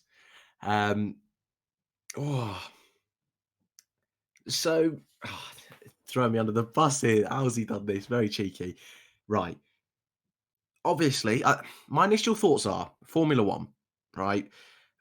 There's not a lot of seats these days. And of course, we hope that changes in 2021. We hope we get at least one more team. That would be quite nice. But whoever's F2 champion this year, are they going to be able to squidge into Formula One? They might be able to if they're in a young driver program. But let's say if Jack Aitken wins it, maybe not as likely. If then, say, he goes over to Formula E, or even Nick de Vries this year, if he smashes Formula E for the rest of the season, I think teams will take note. You know, already this week we've seen that Stoffel van Dorn has been announced as the Mercedes test and reserve driver for Formula One. So it's nice to see that he's there's at least an option there. And, how long ago was this? It wasn't that long ago. I'd say maybe December time, early January, when there was those rumours about Campos maybe coming to Formula One in 2021. Pascal Wehrlein was a driver that was heavily linked with that. And whether that's a very valid source or rumour, I'm not too sure. But I definitely think there's drivers in Formula E that could do a strong job in Formula One. You know, I think a lot of people would agree with me. And Sean isn't here, so I can say this now. But if he was here, I wouldn't be saying this. I think Van Dorn was a bit unlucky in F1, and I do feel he should have been given another chance. But I mean, the Norris and Sainz relationship has worked out an absolute treat for McLaren. So hindsight is a wonderful thing. But yeah, Van Dorn I think is definitely worthy. I will never shut up about Vern being good enough for Formula One. I really was gutted when he moved over to Formula E. And probably for his career and his reputation, that was a fantastic thing. But I feel he definitely had the speed for Formula One. So we've seen, this is kind of cheating, but Gasly technically went from Formula E to Formula One. So if you want me to cheat, I can do it that way.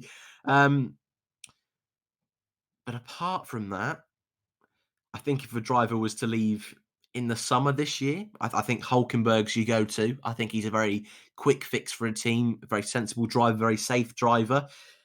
But if you're not looking at Hulkenberg, maybe someone like a Wehrlein or Van Dorn isn't an awful option. But I think it's going to be, and we've already kind of seen it this year in Formula E with De Vries.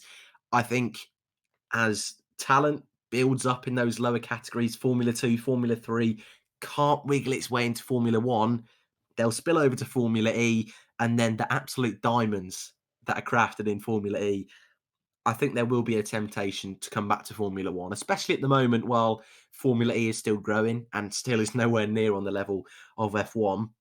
It's going to be enticing. So I hope I have answered your question. Did you take that long to answer that question? Oh, wow. Okay. Yeah, I didn't know how long you were going to be. What do you think I was doing? Fishing? Well, I didn't know, it's a number one or number two. I didn't know. Yeah. I mean, agree. Yeah, I mean, I assume the answer to that was Vern, Van Dorn, De Vries. Probably. You're not far off.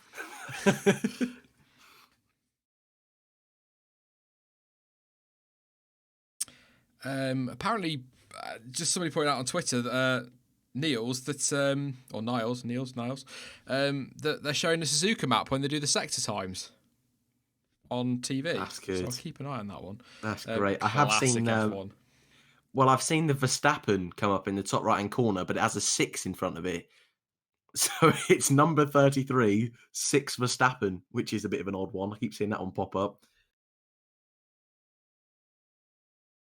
So I'll do 45 seconds away from the hour, so I might as well get ready to do a run through of our time. Just going to double check they are updated. They are fully updated. 71 laps for Lewis. It's a busy old afternoon for him. He's going to go through what Bottas did this morning, so slightly different programs perhaps for Mercedes early doors. Or versus early doors. Yep, all up to date, that's fine. Like I say, it's an automated system, so I can't do anything. So that's fine. But currently fastest. Problem with doing this every half an hour is that I feel like I do it all the time. But yeah, it's why people are watching. So Hamilton, 116.9, 71 laps on the board. I was just checking to see if they changed the graphics, but no. Bottas was this morning, 117.3, 79 laps for him. He obviously isn't out this afternoon because Hamilton's in the car. Sergio Perez in the Racing Point Aston Martin Force India, essentially pink Mercedes, 117.3, 58 laps. Max Verstappen still out on track, 148 laps so far, 117.5. As Hamilton goes across the line. Daniel Kvyat, a 17.6, 90 laps on the board for him. Carlos Sainz, a 118.0, 137 laps so far for Carlos. Esteban Ocon was in this morning, 118.0, 62 laps. Ricciardo in this afternoon, 118.0 as well. 36 laps, so close between the Renault boys. Oh, we can read so much into it. George Russell, a 118.1, 73 laps. Lance Stroll, an 18.2, 30 laps. Charles Leclerc, a 118.2, 108 laps. Nicholas Latifi, 118.3, 54 laps. Robert Kubica, a 118.3 as well, 59 laps. That puts him ahead of Giovinazzi. But Magnussen's 14th, 118.4. Giovinazzi is 15th on a 120.0, 49 laps for Gio. Magnussen 92 laps and Kubica did 59 laps this morning. So, yeah, don't know what's going on with Gio. Seems well off the pace at the moment. I've not seen anything. We can't really read, again, too much into it. It is only testing. But yeah. Latifi being told to box. In the Williams, of course. I'll tell you what, that timing tower, Dan, on TV, I keep getting confused between the AlphaTauri boys and the Williams boys now because they've swapped colours in them bars. So I keep thinking that Kvyat's in a Williams and Russell and Latifi are now in AlphaTauri. Well, Toro Rosso's technically, I suppose, with that colour, but yeah. Yeah. Yeah, especially the Russ one. That's the one that's confusing me. At least Latifi is a new driver. But yeah, the blue next to Russell just seems a bit strange.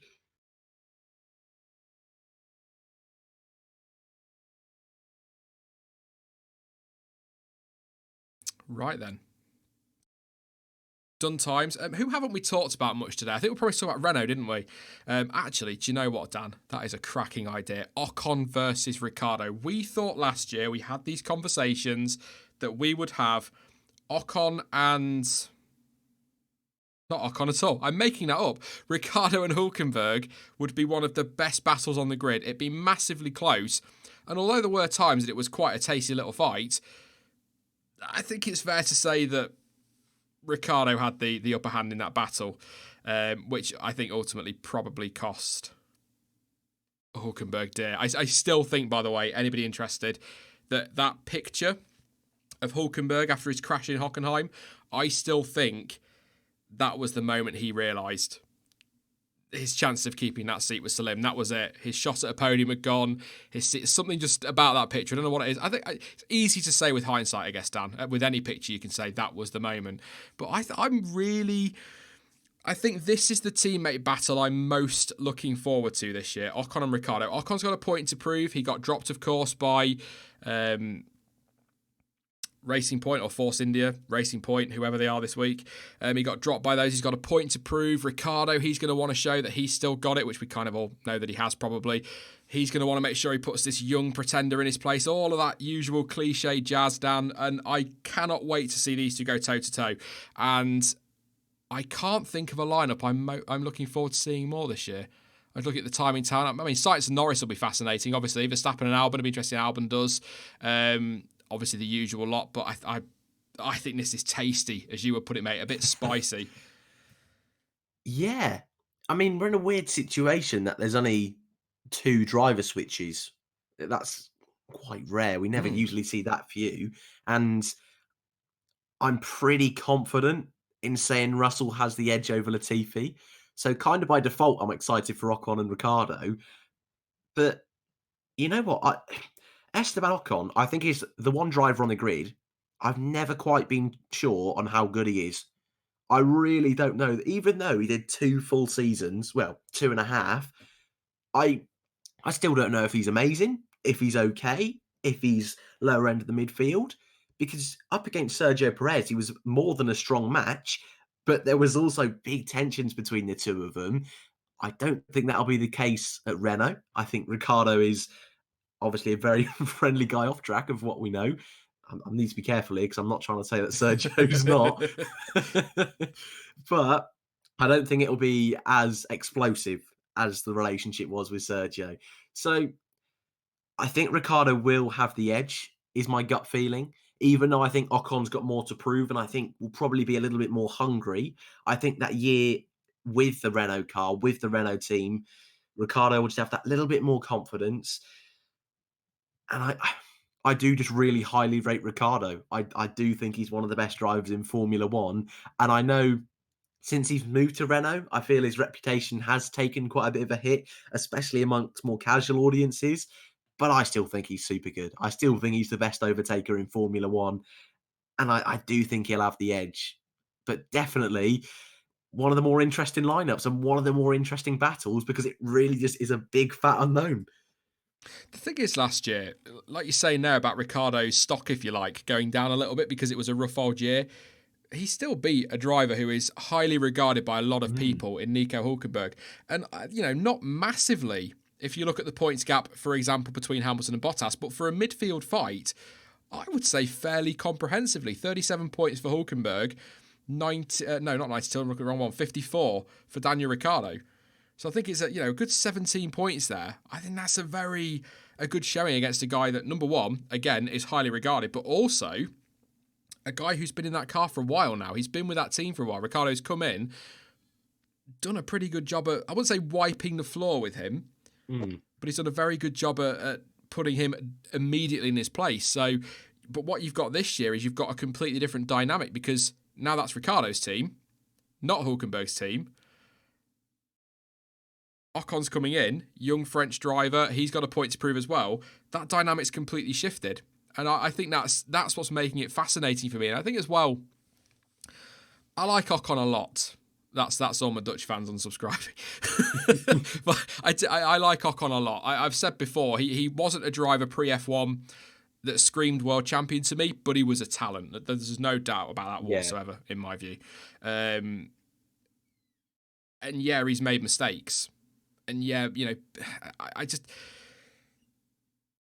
He's got the potential to be quite special, maybe a bit too far. Maybe, but very good. Very, very good. But I don't think he's at the right team. So I think he needs to go in there and he's got to be close to Ricciardo. He's got to... I tell you what he's got to do, right? He's got to do to Ricciardo what Ricciardo did to Vettel. And if he can... I know it's not quite the same because Ricciardo's not been there as long, but if Ocon can come in, at least be a match for Ricciardo, I think his stock goes up because a lot of people put a lot of focus on this.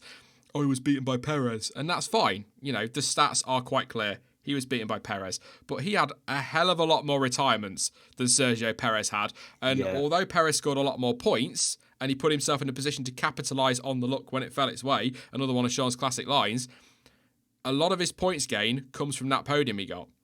Yeah. So... in Baku, Ocon didn't finish, did he? In one of the years. So that was a big point swing.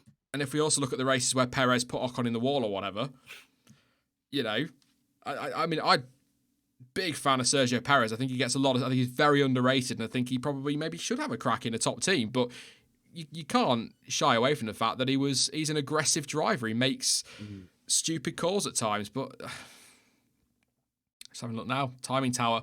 How many drivers, when you look at that list, who hasn't made a stupid call at some point? Latifi. Did you say Latifi? I did. That doesn't count. He's made stupid calls in F2. But, people go, oh, Lewis Hamilton didn't make mistakes. Well, he did. 2008, he made a lot of mistakes despite winning the title. Went into the back of Raikkonen in the pit lane in Canada. Mm. Drivers make mistakes, but I think Ocon there's way too much put on that Perez beat Ocon thing. There really is. And it was Perez's team as well. Perez had been there a while, so I don't buy into that. I think Ocon was very, very good. Very, very good. And I hope he's a world champion one day, Dan. Because it's the whole Bottas thing. I get stick for my opinion on Bottas. I just don't think he was good enough. 2018, he was cack, quite frankly. And I'd never go back on that. But I want him to come out and totally prove me and every other critic wrong. And he did. Australia last year was incredible. And I want to see that from Ocon. Anybody that's criticising, I want him to come out and just get on with it. But I know there's part of it, as I waffle away, I can't lie. Leclerc, Ocon, Verstappen at the front, fighting for titles. Ocon and Verstappen. Oh, I mean, I go back and watch, if you haven't seen it, go back and watch him during Euro F3 when it was taking on Max. The fight they had, particularly Spa. Oh, them boys, they could race. They did not like each other and probably still don't. So I'm a bit of bias there. I want to see them battling at the front. So, yeah. I'm just waffling away. I'm trying to explain how I feel about Ocon without making me sound like a fanboy. That's all right. I think also a hater. Yeah, I think you did a good job, mate. Don't worry. Yeah, I think what's interesting as well with Ocon is, although he's under Mercedes management, not Mercedes young driver, it's all a bit messy. George Russell's still going to be waiting in the wings. I'm kind of making the assumption that you were putting Ocon in the Mercedes. I don't know if that's what you were going for. But although Russell's in a Williams, if he scores a couple of points over the season, if he's getting into Q2 and pushing that midfield, then how do you judge who's the better out of Ocon and Russell? It's super, super difficult. I think Russell's the driver they're backing, Mercedes. Yeah, I agree. I think if they were that keen on Ocon, that optimistic about his potential, he would be in that car now. He would have got that seat in the summer, not Bottas. Even though I think Bottas were right to re-sign Bottas, I think Ocon would have, if they were that bothered about him. Yeah. He strikes me as a Wehrlein, in that he was their young driver. They've backed him. They obviously think he's good. You've got to be good to get in that Mercedes program. They don't just pick anybody up. But can you remember? We're going back a little bit now, Dan. Okay, I'm ready. I don't know if you've been on the channel. You might not have been, actually, but it was after... No, you would have been. 2018 at some point, surely. I came on the summer break of 2018. So maybe then. You might remember me saying it. Long-time viewers of the channel will. But again, I keep saying long. It's only been 2.5 years, but come on. I said at the time that if Ocon doesn't get a seat for 2019... what will happen is if Russell has a good enough year in 2019, Ocon goes down the pecking order. And I think that's what's happened because Russell, we don't know really without all the data from Williams and Mercedes how good Russell was. We can only go off what we see. And he was bloody impressive at times, given how terrible the car was. Yes, he lost in points to Kubica, but he destroyed him in qualifying, consistently quicker, consistently out racing him without that point. So he really, really shone at the back of the field, and he doesn't get the respect and the recognition he deserves for that because there weren't any points attached at the end of the season. But I think Mercedes have seen that and gone, he's the boy we need to be backing, and I think he will be. I don't know about next year. I said this morning, I still think Mercedes will stick, provided Bottas continues to do what he's been doing and just gets some consistency, keeps bringing the points in, helps the team to the title. They don't need to shake that lineup up. The changes are coming in 2021. They'll want some stability. So keep Bottas, give Russell those 3 years. I think it was Claire Williams that said last year that Russell was here with them for 2 or 3 years. So give him that third year at Williams, cut his teeth a bit more. I love seeing young drivers learning their trade in lower teams. Yeah. I think they should be doing that. And that could be huge for Russell in development. People laugh at these Williams years, but you might look back in 5-6 years' time and go, they are skills he honed at Williams. Do you know what I mean? At least he's not under the spotlight as well. Yeah, exactly. He can make those mistakes, especially like in Germany where he had a bit of a spin and that did cost him a point. if that was up near the front and that cost him the race victory, that's such a different story, and that puts him in such a different mindset. I think he's got to be the one they're backing. Hmm. But who knows? End of 2021, Hamilton might, Mercedes might not be performing, or Hamilton might not like the new formula. He might retire. He might go somewhere else. Bottas might not perform. We could see Ocon and Russell there. They might be able to take both of them. And I think that'd be quite an explosive lineup potentially. I think that'd be very, very good. But I think if they've got one seat open and they put one of their drivers in, it will be Russell. It looks like Daniel Ricciardo's done for the day, by the way. He's got his helmet off, his purple helmet. No. It's by the way, it's a one-off helmet. That's been confirmed. That is not his racing helmet. It's a special edition one. So, he's out the car. So it looks like game over. Daniel Kvyat. Looks like his belt's either tightened or taken off. Got anybody? Are they giving up already? That's no good.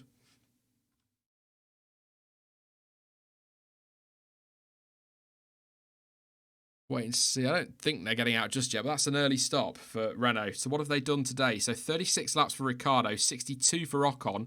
That's 98. Boom. Quick maths. Easy maths as well. 98 laps for them, just shy of the ton. Sainz back out on track on 143 laps. Verstappen 160. A Kobe tribute, apparently. Thank you very much for that one. OUFC for life. Is that an O? Yeah, sorry. But yeah. Good stuff. Just literally, Dan, sorry, I'm literally trying to fill. I'm just going to Renault to see if there's any news. Renault. No, last tweet was 50 minutes ago. So I'll keep an eye on my feed, but I mean, 45 minutes to go? He might just be getting a drink.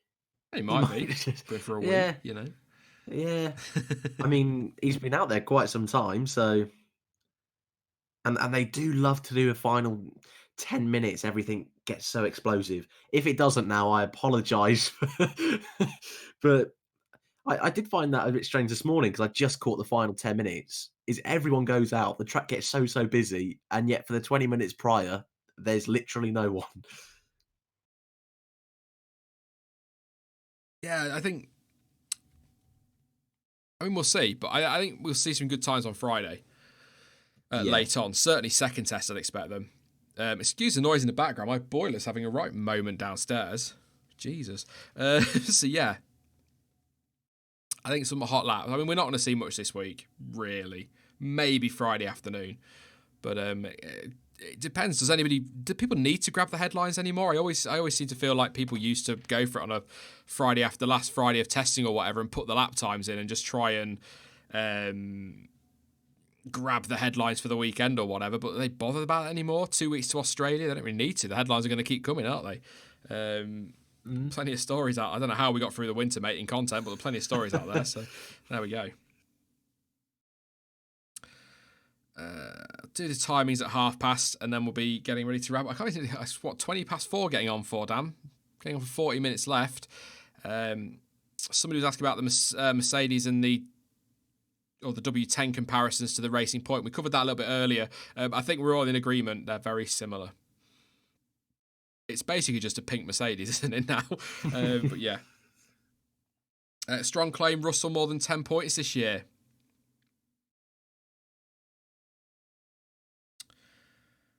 Ooh, that is a strong claim.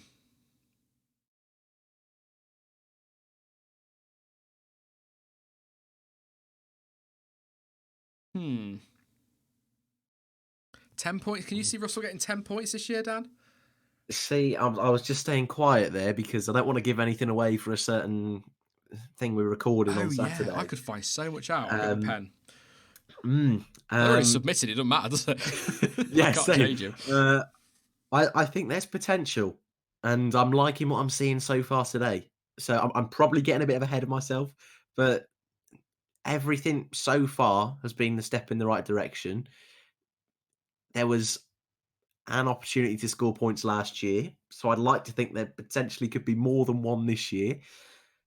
10 might be a bit of a stretch, but I'm in a good mood today. So I do see why not, because the car was rubbish last year, but I think there's potential, I think is what I'm trying to get at.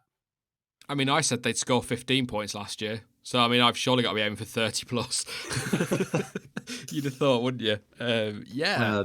Jonty thought a podium, so I'm not that positive. Jonty went stupidly optimistic, and I have no idea. I mean, like he said in the video, if that happened, it'd be an amazing season. But yeah, no. I read all the questions, by the way, correctly this year. Knock on wood. Good man. That could be funny. On Saturday, we're recording, you're like, you said you'd read them properly. Yeah. Mango reckons 5 points. Yeah, I think that's more sensible. We'll see. It's 16.9, still the fastest time, by the way, from Hamilton. I don't think we're going to see famous last words any times toppling as Hamilton goes back out again, 73 laps. I got some interesting aero rakes, if you like, sensors and whatnot on the back of the Williams there. Not quite the fence they look like they'd driven through last year and earlier today, but some interesting stuff at the back of the car. It's a nice, tidy car, that Williams, and I think I've talked so much about them. I'm going to try not to talk about them tomorrow too much. Today could be the Williams day. Could be the Williams episode of Testing Live. But I think they're being nice and quiet. They're being realistic. They're saying, look, we've not gone crazy. No changes in concept this year in terms of design. Very much about developing what we had last year. Let's get out there. Let's show what we can do. And I think that's sensible. You know, they spent all year trying to catch up, and they did. To be fair to them, we got to the end of the season, and they were knocking on the door of causing Haas some problems at times. I know Haas had their own issues, but they were kind of just creeping up a little bit, and the gap came down. So why not keep developing that? It just makes sense. And then I'm hoping how good would it be? Fast forward, Dan. Put your dream head on. You know what I'm like. How good would it be? Transitional year. Get to Australia 2021. Williams front row lockout. I think that's why I'm feeling. Wait, you never know. I think that's kind of why I'm in a good mood for them this year. Is that even if this year is awful, their mind is going to be on 21, and it's a reset, and it can't get worse. They can't go backwards in the constructors. So part of me feels even if it's rubbish this year, at least they've got that opportunity next year.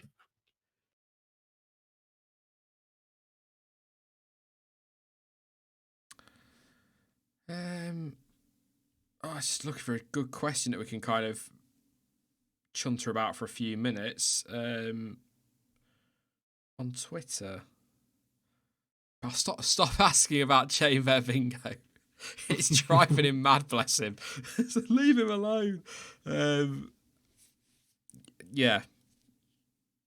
I mean, I won, but whatever. We don't need to talk about it or anything. That's fine. Just somebody asking. Oh God. Tiz Martin at Tiz Martin. There we go. I can read properly. It wouldn't refresh. Aston Martin suspends their WEC hypercar program. Do you think this means they'll prioritise their F1 program over the rest? I was surprised to see them abandon that, but I suppose if they're moving into F1, because it's a weird one. This it is effectively just a renaming. Of Racing Point, but they're selling it as Racing Point becoming the Aston Martin Works team, and a lot of the stuff on Mark Saffanauer's quote, I think it was Saffanauer's quote, stuff like, becoming a work team requires this, and you're like, well, they're not building. I know Aston Martin use Mercedes engines anyway, but you're not building an engine. Do you know what I mean? It's not really a works team, so it's kind of like Alfa Romeo with Sauber. They've come in and just renamed them. That's sort of what it is. So I don't think there is necessarily an F1 program. But do you count McLaren as a works team, out of curiosity?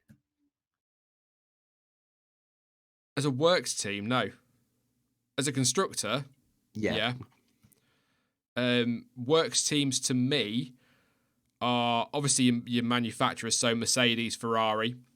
Red Bull are a works Honda team, I would say. And that's it. I mean, if Renault disappeared tomorrow and left their engines with McLaren, for argument's sake, then I'd say McLaren would be a works team if they got that deal together. But I think McLaren are a customer team. So Racing Point are a customer team. So would Aston Martin still be? Do you know what I mean? They're kind of selling it as a works deal, but from a power unit perspective, they're a customer team because they'll be buying their power unit and, by the look of it, parts from Mercedes. Yeah, it's a strange one. Because obviously it's Stroll's team, and obviously Stroll has invested in Aston Martin. But I kind of just it's unclear how much Aston Martin are really going to go in on the F1 program because, of course, they've had this weird title sponsor relationship with Red Bull, which has been fine, but it's kind of been like dipping their toe in, and this kind of doesn't seem much different. Although we assume there'll be a new livery, but I mean, what happens next year if they keep BWT and it's a pink Aston Martin? I think even then I'd be a little bit confused at the whole situation. Nothing against the pink car because I think it's quite nice actually, but I really just wonder how much of a commitment it really is, or is it literally just a name? I mean, if that's a pink Aston Martin, I will drive down there and spray it myself because that is not acceptable. Hidden Leaf Guy said, "What if Aston are developing an engine for the future? They could be.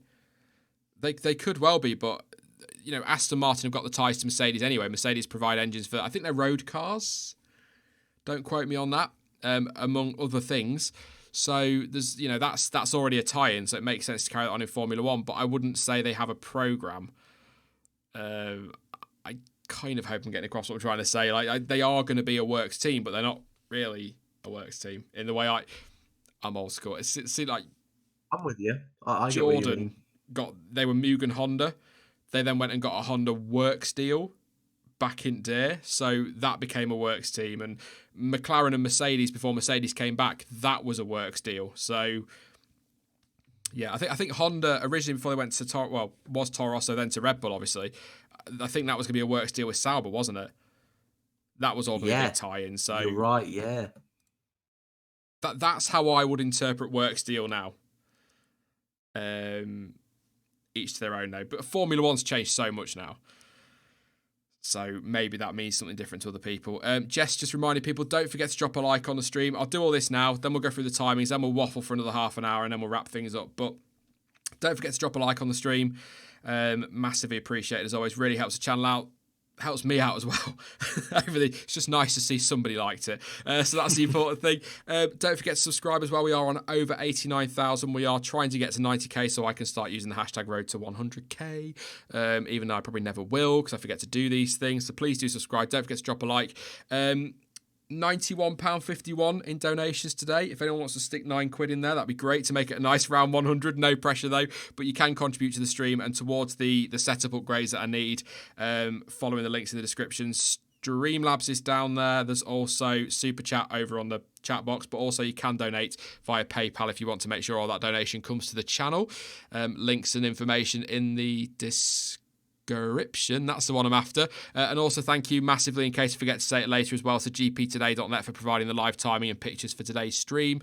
Looking forward to working with you for the rest of this 2 weeks, really, isn't it? So yeah, very exciting. But a quick run through now then of the order, then we'll waffle and then I'll wrap things up.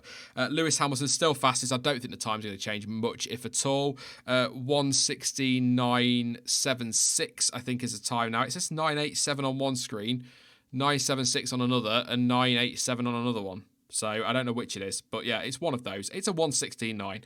77 laps for Hamilton. Bottas a 17.3. I'll tell you what I'm going to do, actually. Before I read through this, I'm just going to go and see if they've sorted out the official one, and we'll go with that one for now. So 16.976 for Hamilton, 78 laps. Bottas a 1:17.313 from this morning, 79 laps. Perez a 1:17.3, 58 laps. That was this morning. Both of those have had the afternoon off.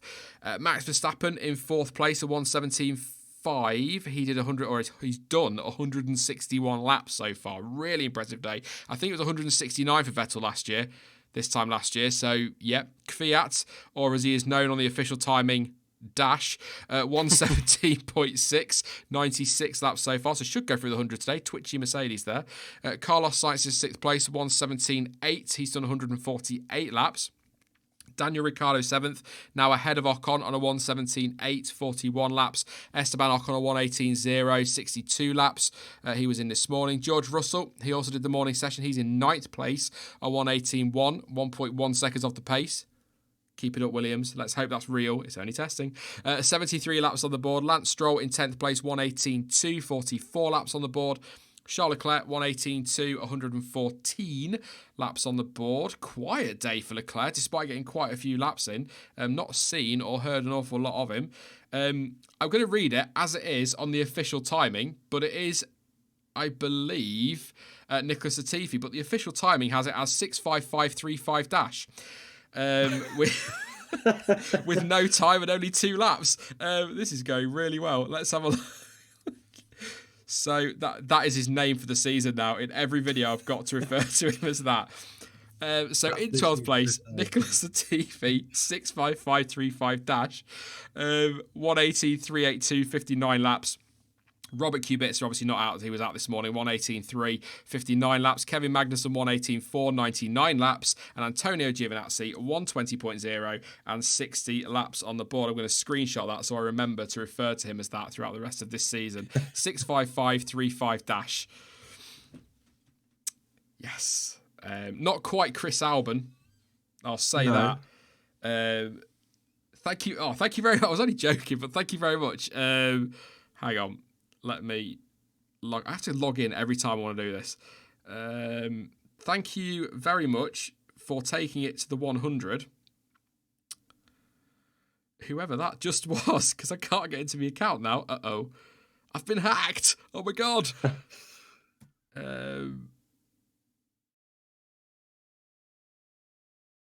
It's not letting me see. Did it crop up on the thingy as well? Sorry about this. You know what? This is the first technical since I've been here all afternoon. It's going well, isn't it? Very well, yeah. Thank you to Spicy Jono. Is that you, Dan? For your contribution, mate. Really, really appreciate that. Says cheers for a good stream. You're more than welcome. Thank you for coming along. It's been good fun. It's been a lot of Williams talk today. Like I keep saying, a lot of Williams talk today, which is actually nice. And I think it makes up for the fact that all we did last year was laugh about them, to be fair, Dan, in testing. So never. I think it was another Sebastian. Thank you very much. He was. Thank you very much for your contribution. No message, so I can't read that out, but I do appreciate that. Helping to take it to the 100 for the day. So thank you very much, everyone. That's awesome stuff. That'll go towards a nice new mic. XLR. Google it, Dan. Trust me, it's the future. I've seen it. Even though it's like from the past or something like that. But yeah, just on Charles Leclerc, just as he goes out on track, fun enough, very, like, it's wrong to say quiet because he's done 114 laps, but he's down there in 11th, 18.2, not really heard an awful lot from him or about him, and he's just got on with it. Is that a positive sign for Ferrari? I'll say it again, it is only testing. It is only testing. It's bizarre. In the sense that last year it was all the talk, and maybe, I mean, I've not even seen him on track very much, as I now see him come out the garage on my 2 minutes behind stream. But I think the focus has been quite a bit on Mercedes, at least from the TV crew. So it's refreshing in a way that they've just got on with it. They've just not kicked up a fuss. It's strange that with half an hour to go, touch wood, there's been no red flags or any incidents for any teams, really, as of yet. It's cool, isn't it? Yeah, although I'm kind of waiting for you to say there is, and just the fact I'm stuck behind. Oh, Grosjean's just run on track and punched someone in the face. He's not Max Verstappen. He doesn't do physical assaults. Physical assault. Don't get me started. But yeah, I think this is just a solid start, I would say, for all of the teams, to be honest. And Ferrari, it's just refreshing that they're keeping it cool and under wraps. Especially, yeah, like you said, compared to last year, where all the talk was, oh, look how good they are, and actually, no, they're not. I mean, it wasn't a bad season, was it? I mean, come on. I mean, still got some wins on the board, but I think it wasn't the season many expected it to be. Yeah, I would have expected more than 3 victories. Yeah. Oh, God, yeah. What do you reckon for Seb then? We talked about this morning, so I'll ask you quickly while I'm just trying to get some of the last pictures in for the day, because I can't multitask, mate. I'm so bad. But what do you reckon about Seb? I mean, rumour is, the latest from Italy, pinch of salt, is that he's been offered a contract by Ferrari for next year. So, do you think he'll stay on? Do you think that's nonsense that he's been offered a contract already, or do you think this is his last year? A lot of people think he's gone. I'm not so sure. I think he's still got something to give. You know, I think he's got something to give. I don't think we've seen the last of Seb. I think he might bounce back this year, but I don't really see why he would leave. And I don't see why the team would get rid of him. Because for the most part last year, when he did have to play second fiddle, apart from Russia, there wasn't much of a fuss. And I'm sure he doesn't want to play that role. And I'm sure he will try his best. And I think he's a good enough driver to not be a second driver. But I don't see him moving into the midfield. I don't realistically see Red Bull or Mercedes picking him up. So in my head, the two options I've kind of given for him is Ferrari or retire, and I don't see Seb retiring. I really don't see that. So I think Leclerc will have the edge, and I think that story of that inter-team rivalry will continue this year. But I think it's not a toxic relationship like Hamilton Rosberg was. It might evolve into that. I don't know, but I don't necessarily see it going that way. So I think he'll be all right, and I think he will get more than one victory this year. I mean, last year we can all talk about Canada and say if that was a win or not, but I think he'll be fine. And being a Grosjean fan, I'm more than aware that sometimes the media and Twitter gets a little bit carried away with slating drivers. But yeah, I think Seb's proven in the past he's got the speed, and I would like to think last year was just a bit of a blip. He gets a lot of stick, doesn't he? Does Seb? Indeed. And I get some of it, but I also think he gets too much. I think he's still got something to give. I think he can. I think I said this morning his experience next year for Ferrari could be huge Mhm. because Leclerc's still inexperienced at that point. He's not been around long, as old Charlie boy. So I think that experience will be massively important for them. And I think, given the car, perhaps controversial statement, I think he could win a title. If he's got the car to do it, he's proven already that he can do that. But then I suppose, without comparing the two and upsetting a lot of Sebastian Vettel fans with this next line, I suppose you could argue that give Lance Stroll the car and he could win a title. Mm, maybe a bit far. I'm going to sign off Maybe a right bit now and far. just leave. But to get the point I'm making, the Yeah, drivers now, the car is such an important part of Formula One that saying give Sebastian Vettel the car and he will perform is kind of an irrelevant point, because you give most people a yeah, car, they'll perform. They'll win a title, yeah. they'll win races.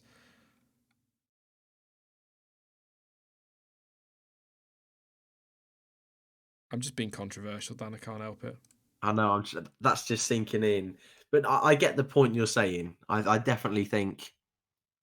I mean, even when he was, 2017 and 18, attempting to hunt down Hamilton for the title, I think 17 in particular, I don't think Ferrari had the best car. And at least he was the clear number one at that team. And Raikkonen, by all means, is not a bad driver, but Vettel was comfortably the number one. So he stayed this time round, whereas when Ricardo came in at Red Bull, he jumped ship and got a bit of criticism for that at the time. I think he'll be all right. I think even if he never wins another world title, he's won his four. He's won multiple races at Ferrari. So it's not been a bad Formula One career, but I just don't see him going elsewhere in the next few years. I really don't, especially with 21 around the corner, which for a lot of drivers on the grid, it seems silly to retire when next year you could be in the perfect place and at least get, in Seb's case, an extra title potentially. Hmm. I thought it was just screech tyres then. It wasn't. I think it was just him going around the corner. But yeah, I'm not saying obviously Lance Stroll is title winning material, but you know, if you...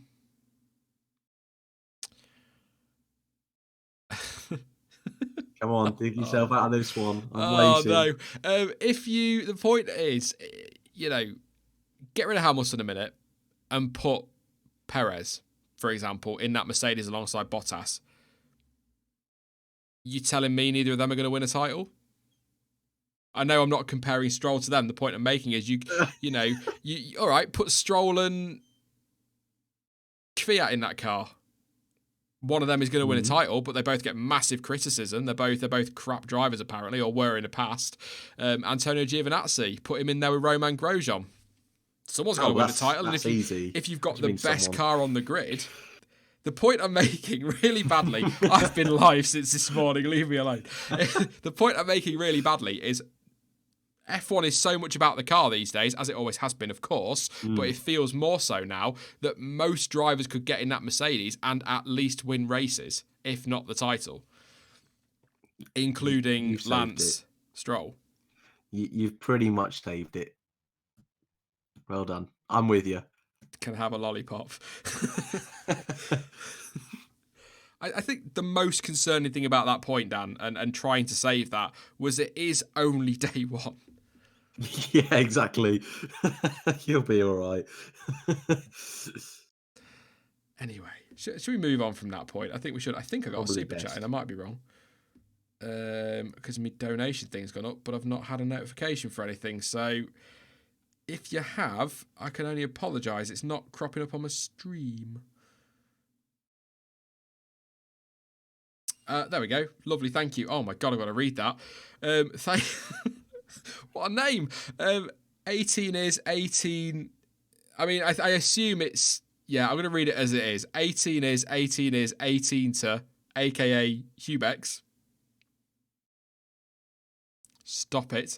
Thank you very much for your contribution. Says, I just love your humour and keep up the good work, mate. No worries at all. Thank you very much. Change your name to John Smith or something. It'll be easier for me. But yes, thank you very much for that. And I'm just a sarcastic sod. That's all I am. It's all I've got. But yeah. Thank you very much. Massively appreciated. 1,400. I don't know what the like situation is, but don't forget to drop a like on the stream. 1,400 watching, so let's get that to 1,400 likes. No. Yes, that was all really. You're in chat, are you? I see. John Smith. Ado says, for first day, oh no, McLaren looking strong, but we will see on Friday, absolutely. What level of sandbagging are all the teams at on day one? Says first name, last name, cult hero. I don't know. It's all sandbagging at this stage, isn't it? Really, I don't think we can read anything into any of this. But they're all sandbagging. That's the difficulty. I mean, if they're all sandbagging, then that's your running order, surely. That's a good point. I will rephrase it to they're all sandbagging with different amount of sandbags. As soon as you let me off my point, I'll let you save that one with that, mate. That's all right. Fastest times from last year. I will download a thing for that tomorrow. I completely forgot to do that. Stuart had it and I forgot to ask him for it. So I will get that. Don't worry. So apologize. It doesn't help me tonight. I do apologize for that. But there's a couple of things people are sort of going, oh, what about this? And I went, oh yeah, I meant to get that. And so I've written them down in my head. So I'll have forgotten by tomorrow. But I will try and remember to get some more information on bits that I forgot to do. For today. So yes, Eddie Irvine almost won the title when he got full support from Ferrari. Mika Salo took over the other car from Schumacher when he broke his legs and was faster than Eddie by 0.2 seconds instantly. 1999, Mika Salo, German Grand Prix drive, stunning drive for a guy who's not been in that car much. His win, but obviously the team decided to hand that, didn't they, to Eddie for the title. But Mika Salo, he's one of those drivers that were a bit underrated. He wasn't amazing at all, but I like Mika Salo. I like the Finnish drivers. They just don't care. It's like Bottas talks more than Raikkonen, but he's still got the whole blah thing about him, hasn't he? Yeah. Kovalainen, not so much. He always seemed like quite a happy dude. I forgot about Kovalainen. Wow, how could you? Lotus's best driver in 2013, except Grosjean. Did he lose to? Well, he was the one who replaced Raikkonen for those two Oh, races, fair so enough. he did lose to Grosjean, but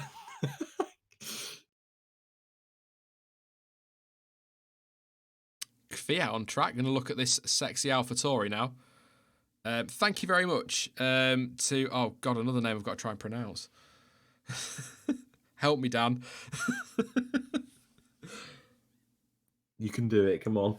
Oh, sorry, I was just half watching the screen and I thought, yeah. That person who donated, thank you very much. Ocol Sionador. Leave me alone. Thank you very much. I do appreciate that. I'm just rubbish with pronouncing names. You're literally, I said to the guy a minute ago, change your name to John Smith. I'd still get it wrong. It's fine, but thank you for that. It says, can Honda realistically give Red Bull a powerful engine to fight for the title? Or is there more to it than just power? Or more to do than just power? I think reliability-wise, Honda have come on leaps and bounds, haven't they? When you consider... The Collector. Thank you very much. We'll go with that. Thank you. Yeah, I think it's not right to keep making a comparison because it was a long time ago now, but you compare them to the McLaren days, that Honda was shockingly bad, as we can remember from reliability. So they've sorted reliability out. And I know there was damage to Hamilton's car in Brazil, which is the defence people keep using. But remember, whichever way you look at it, Gasly still out-dragged the Mercedes to the line in Brazil. That, even if there are reasons for it, it still shows how far Honda have come.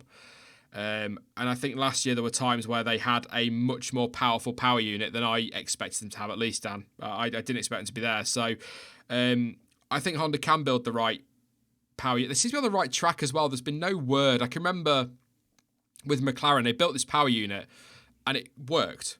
It was more reliable, it was quicker, things had improved, and then the next year, they went a different direction with it, didn't they? Completely different engine, and it all fell apart again. Whereas they seem to be sticking with what they've got. So they've got it right, they've found what they need to find, and made it reliable. I think that was the problem. That was what got everybody really concerned was, is that Honda reliable enough? Can they push it? And I think they can, and I think they will build a very good power unit again for this year.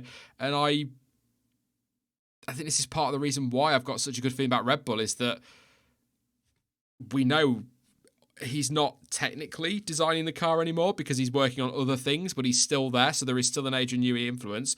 So we know Red Bull can build very good cars. So if they can build a good chassis and Honda deliver them a power unit that is within a couple of tenths of that Mercedes, for example, or that Ferrari, I think they look insanely strong.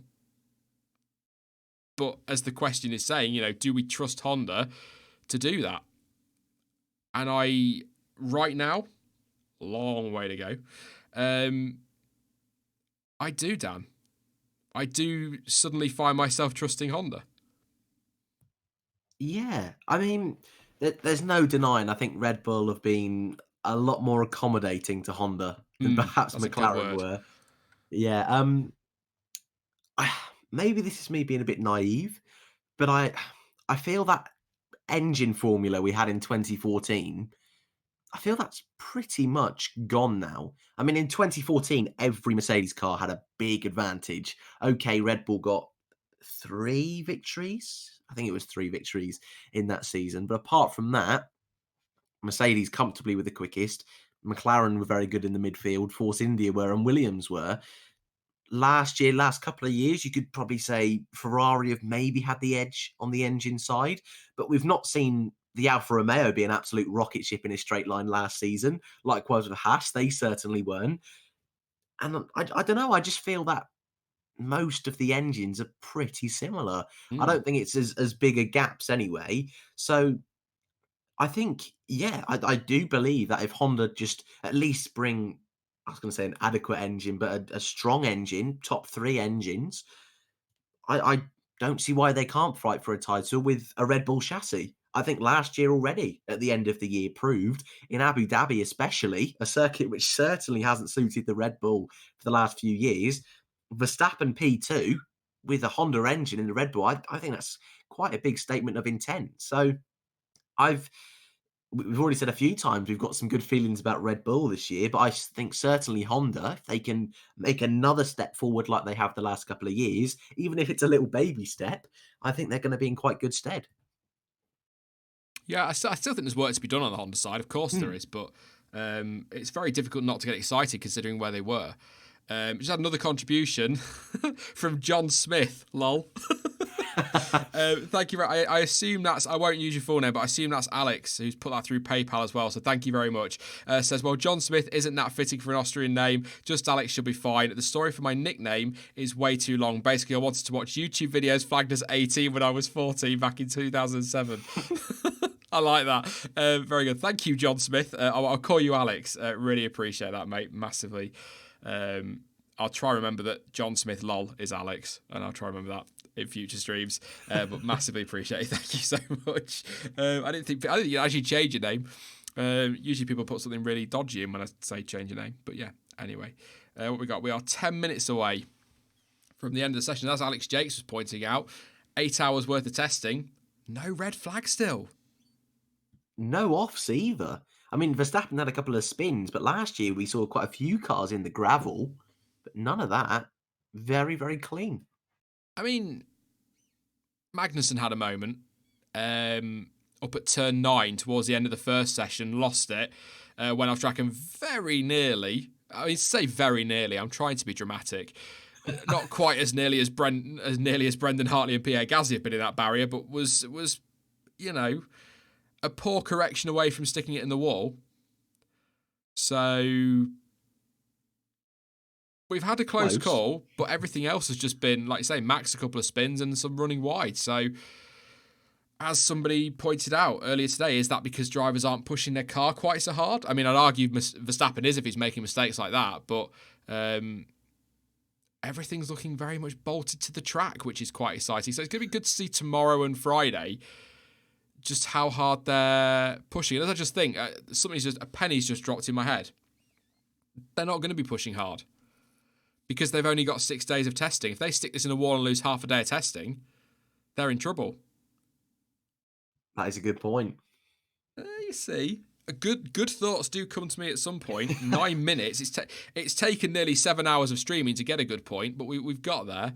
It's something to build on tomorrow. Definitely. Flappy rear wing. Yes, Rico. It is very flappy. It's ridiculous. I also hate the word flappy, but I'm still using it. Is it Jonas or Jonas? Thank you very much for your contribution. Said thanks for the content. You are more than welcome. Thank you for popping along and keeping me company. Joe up as well. Thanking us for the... Wow. That's a word I've not had before on the channel, Dan. Thank you for the informative and entertaining stream today. You're more than welcome. I've never been called informative before. Dickhead a lot, but not very often informative, so I doubly appreciate that, so thank you very much. Again, thank you to everyone who's popped along for this. It's been good fun. We'll be live again tomorrow, or I will be, with John T in the morning, and then in the afternoon I've got Jamie, who's back from last year, and we've got Chris from, I always get these two mixed up, the Backmarkers F1 show. F1 Debate Show's Jordan, isn't it? Yeah. So the Backmarkers F1 show as well tomorrow afternoon from all the way in Canada. Yes. Something other than a British accent on the stream. I know, terrible. And then Friday, I've got Jess and Jonty with me on Friday morning. And Aldas, I think. I've got to be honest, I'm just kind of hoping everybody turns up as I suspect they're supposed to, because I can't bloody remember who's where. It's a pinned tweet and I keep forgetting. It's like tomorrow, like, it is, and I'll just be like, say your name. Jamie. Hi, Jamie. Jamie in chat, yeah. Jamie bailed me out big time last year at very short notice, so got to have him back on again. It's only fair. He did a great job as well, so yes, very much so. Just a quick refresh of Super Chats, make sure I've not missed anything. If I do miss anybody who donates late on in the stream, I will first thing tomorrow make sure I read through them, so I just sometimes do. They don't always update, so yes. I suppose then, Dan, with 6 minutes to go, mate, I'm going to have to get a mouthful of water because it's dry. That's all I'm going to say.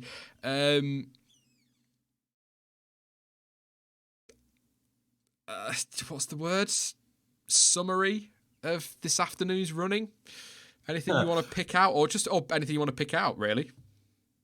There's not a fat lot, is there? They There's went not a round in fat lot. circles. You know what? That is not far off. Every team has gone over 100 laps. I didn't, at least I think from quick glance, I didn't expect that. I didn't expect there to be no red flags. Relatively, relatively smooth running from most teams. It uneventful, I think, which perhaps isn't good from a fan's perspective, but from a team's perspective, and actually looking ahead to the season, if we can have this kind of reliability all year, that's not bad. I don't think we will have that good reliability, and I'm pretty confident tomorrow we'll probably start to see a few teams push a little bit harder, try and push those cars a little bit further.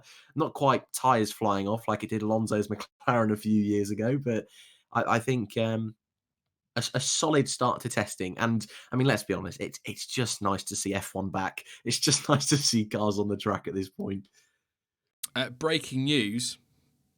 Oh yeah, this is huge. By breaking news, what I mean is Sean being a sarcastic git again. But they were just showing there Christian Horner and Franz Tost talking. So I'm going to do this in the F1 written media at times when there's not a lot to talk about. They look like heated conversations. I think there's going to be a driver swap. There's not. Yeah, there's concern. To be fair, Kvyat, he's down in fifth. You know, it's almost outside the top 5, and that was their aim. So it's a bit worrying. I'm just going back to the summer or sort of last season when you saw, I think it was in Canada, I think Nicholas Todd and Helmut Marko were seen having a conversation over lunch, and everyone was like, "Oh, Kvyat's going to get Gasly's seat," and it was like they're having a coffee, you know. Just calm down. Just because Christian Horner or Helmut Marko exhaled near somebody's manager doesn't mean that they're going to be swapping their drivers out. I always like stuff like that. So yes, being facetious, but a bit of a Flovis on the back of the Red Bull there for its flappy rear wing. But I think we're pretty much wrapping there. I wonder if we get some practice starts at the end of this one, Dan. They usually do at the end of sessions, don't they? Yeah. So that's something worth hanging around for 5 minutes, see what's going on. Yeah, Ricardo better get back in that car quick. Good point, yeah. Has he gone home, do you think?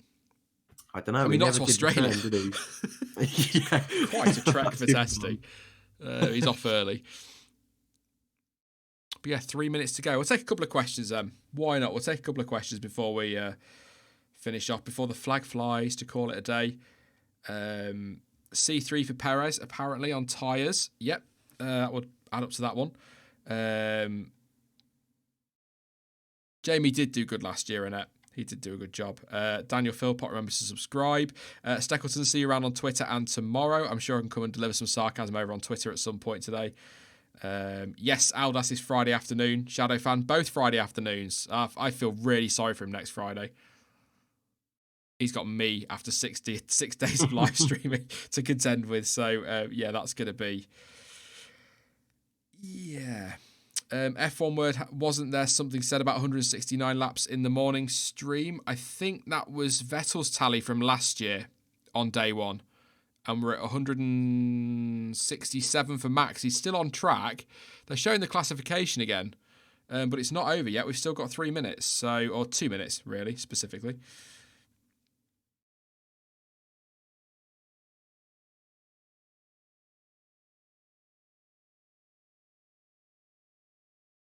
I know it's just testing, but good for Williams, sorry, for at least showing up for the first day this year. That's from Matt. Albon for champion 2020. Very quickly, Dan, do you think if Red Bull build the title-winning car, can Albon challenge Verstappen? Will Albon be allowed to challenge Verstappen? I don't think Chris will be allowed, to be fair. And I don't think... Especially because Max has been there so long now. I mean, don't get me wrong, if Albon wins the first 5 races in a row, then maybe, but I don't see that happening realistically. Matthew Jimenez wants to know who's fastest so far. Lewis Hamilton, 1:16.976. I've got 3 different times for him, but I'll go with the one that's on screen now, the official one, 16.976. I assume, given that a lot of cars are now heading out, they are going to go do a practice start. So he is fastest at the moment, Hamilton. I'll run through it now. Why not? And then we can see these practice starts and wrap it all up, Dan. There we go. Lewis Hamilton, 1:16.976, 94 laps today. Valtteri Bottas, a 1:17.3. He did 79 laps, so that's 100 and something for Mercedes. I'm not doing that. 170, surely. 71, 2, 3... whatever. A lot. A lot. Sergio Perez third, 1:17.358 laps. Max Verstappen in 4th place. He eventually did a 1:17.5, a total of 168 laps. So really, really good from him today. The stream is already finishing the official one. They did this earlier, like ending before it's actually ended. But anyway, 5th place. I can't remember who 5th place was because it's just a dash on here. 5th place was Daniel Kvyat, a 1:17.698. He did 116 laps. Carlos Sainz, 161 laps, 1:17.8. Daniel Ricciardo in for the afternoon, a 1:17.8 as well, 55 laps. Esteban Ocon, 62 laps on a 1:18.0. George Russell, 1:18.1. It's 173 laps apparently for Mercedes. There you go. I was close enough. 1:18.1 for Russell, 73 laps. Lance Stroll, 1:18.2 on 52 laps. Charles Leclerc, a 1:18.2 on 132 laps. 65535 Dash did a 1:18.382. 63 laps. Translated, that is Nicholas Latifi. I can't believe they've got that on the official live timing. How bad is that? I'd understand if it was like a third party, but that's crazy. Robert Kubica, a 1:18.3 as well, 59 laps for him. Kevin Magnussen, 105 laps on a 1:18.4. Giovinazzi, a 1:20.0, 79 laps. And then Vettel and Raikkonen. Vettel was supposed to be in the car today, but he wasn't very well this morning, so Leclerc stepped in. I assume he'll be in tomorrow. And Kimi Raikkonen, for some reason on the timing screen, but wasn't out today, so I assume that's just an error. But there you go. So Hamilton fastest on day one, 173 laps for Mercedes. Combined, not many more, 5 more than Max Verstappen on his own. I know that's still one team, but pretty impressive there. Pretty impressive, I think, from Max. My big takeaway from today is it's only testing. We can't tell anything from it, but I think there's going to be some very happy teams out there, Dan. I think Racing Point will be pleased with their morning's work. 58 laps for Perez, 3rd fastest overall on a C3 tyre. I think McLaren will be over the moon with 161 laps as well for Sainz. I think most teams, I'm just going to have a quick scan, and I'm not going to do the maths on it, but I think every team has done. So Mercedes have done over 100. Racing Point have done just over 100. Obviously, Red Bull have done over 100. AlphaTauri have done over 100. McLaren over 100. Renault over 100. Williams, crucially, over 100. Ferrari over 100. Alfa Romeo. Every single team's done over 100 laps today. And no red flag. I suppose that helps that, doesn't it, Dan? No red flag. Yeah, but it's still, I didn't expect that going into today at all. That's really good. Well done, teams. Round of applause. No, I feel really condescending with that, but I don't mean it to be. But yeah, that is really good. I wasn't expecting that today, especially like Racing Point. I've said this before with when they were Force India, they didn't tend to do a lot of laps, but that's pretty decent for a first day. 3rd place with Perez as well. Got a driver of the day, Dan?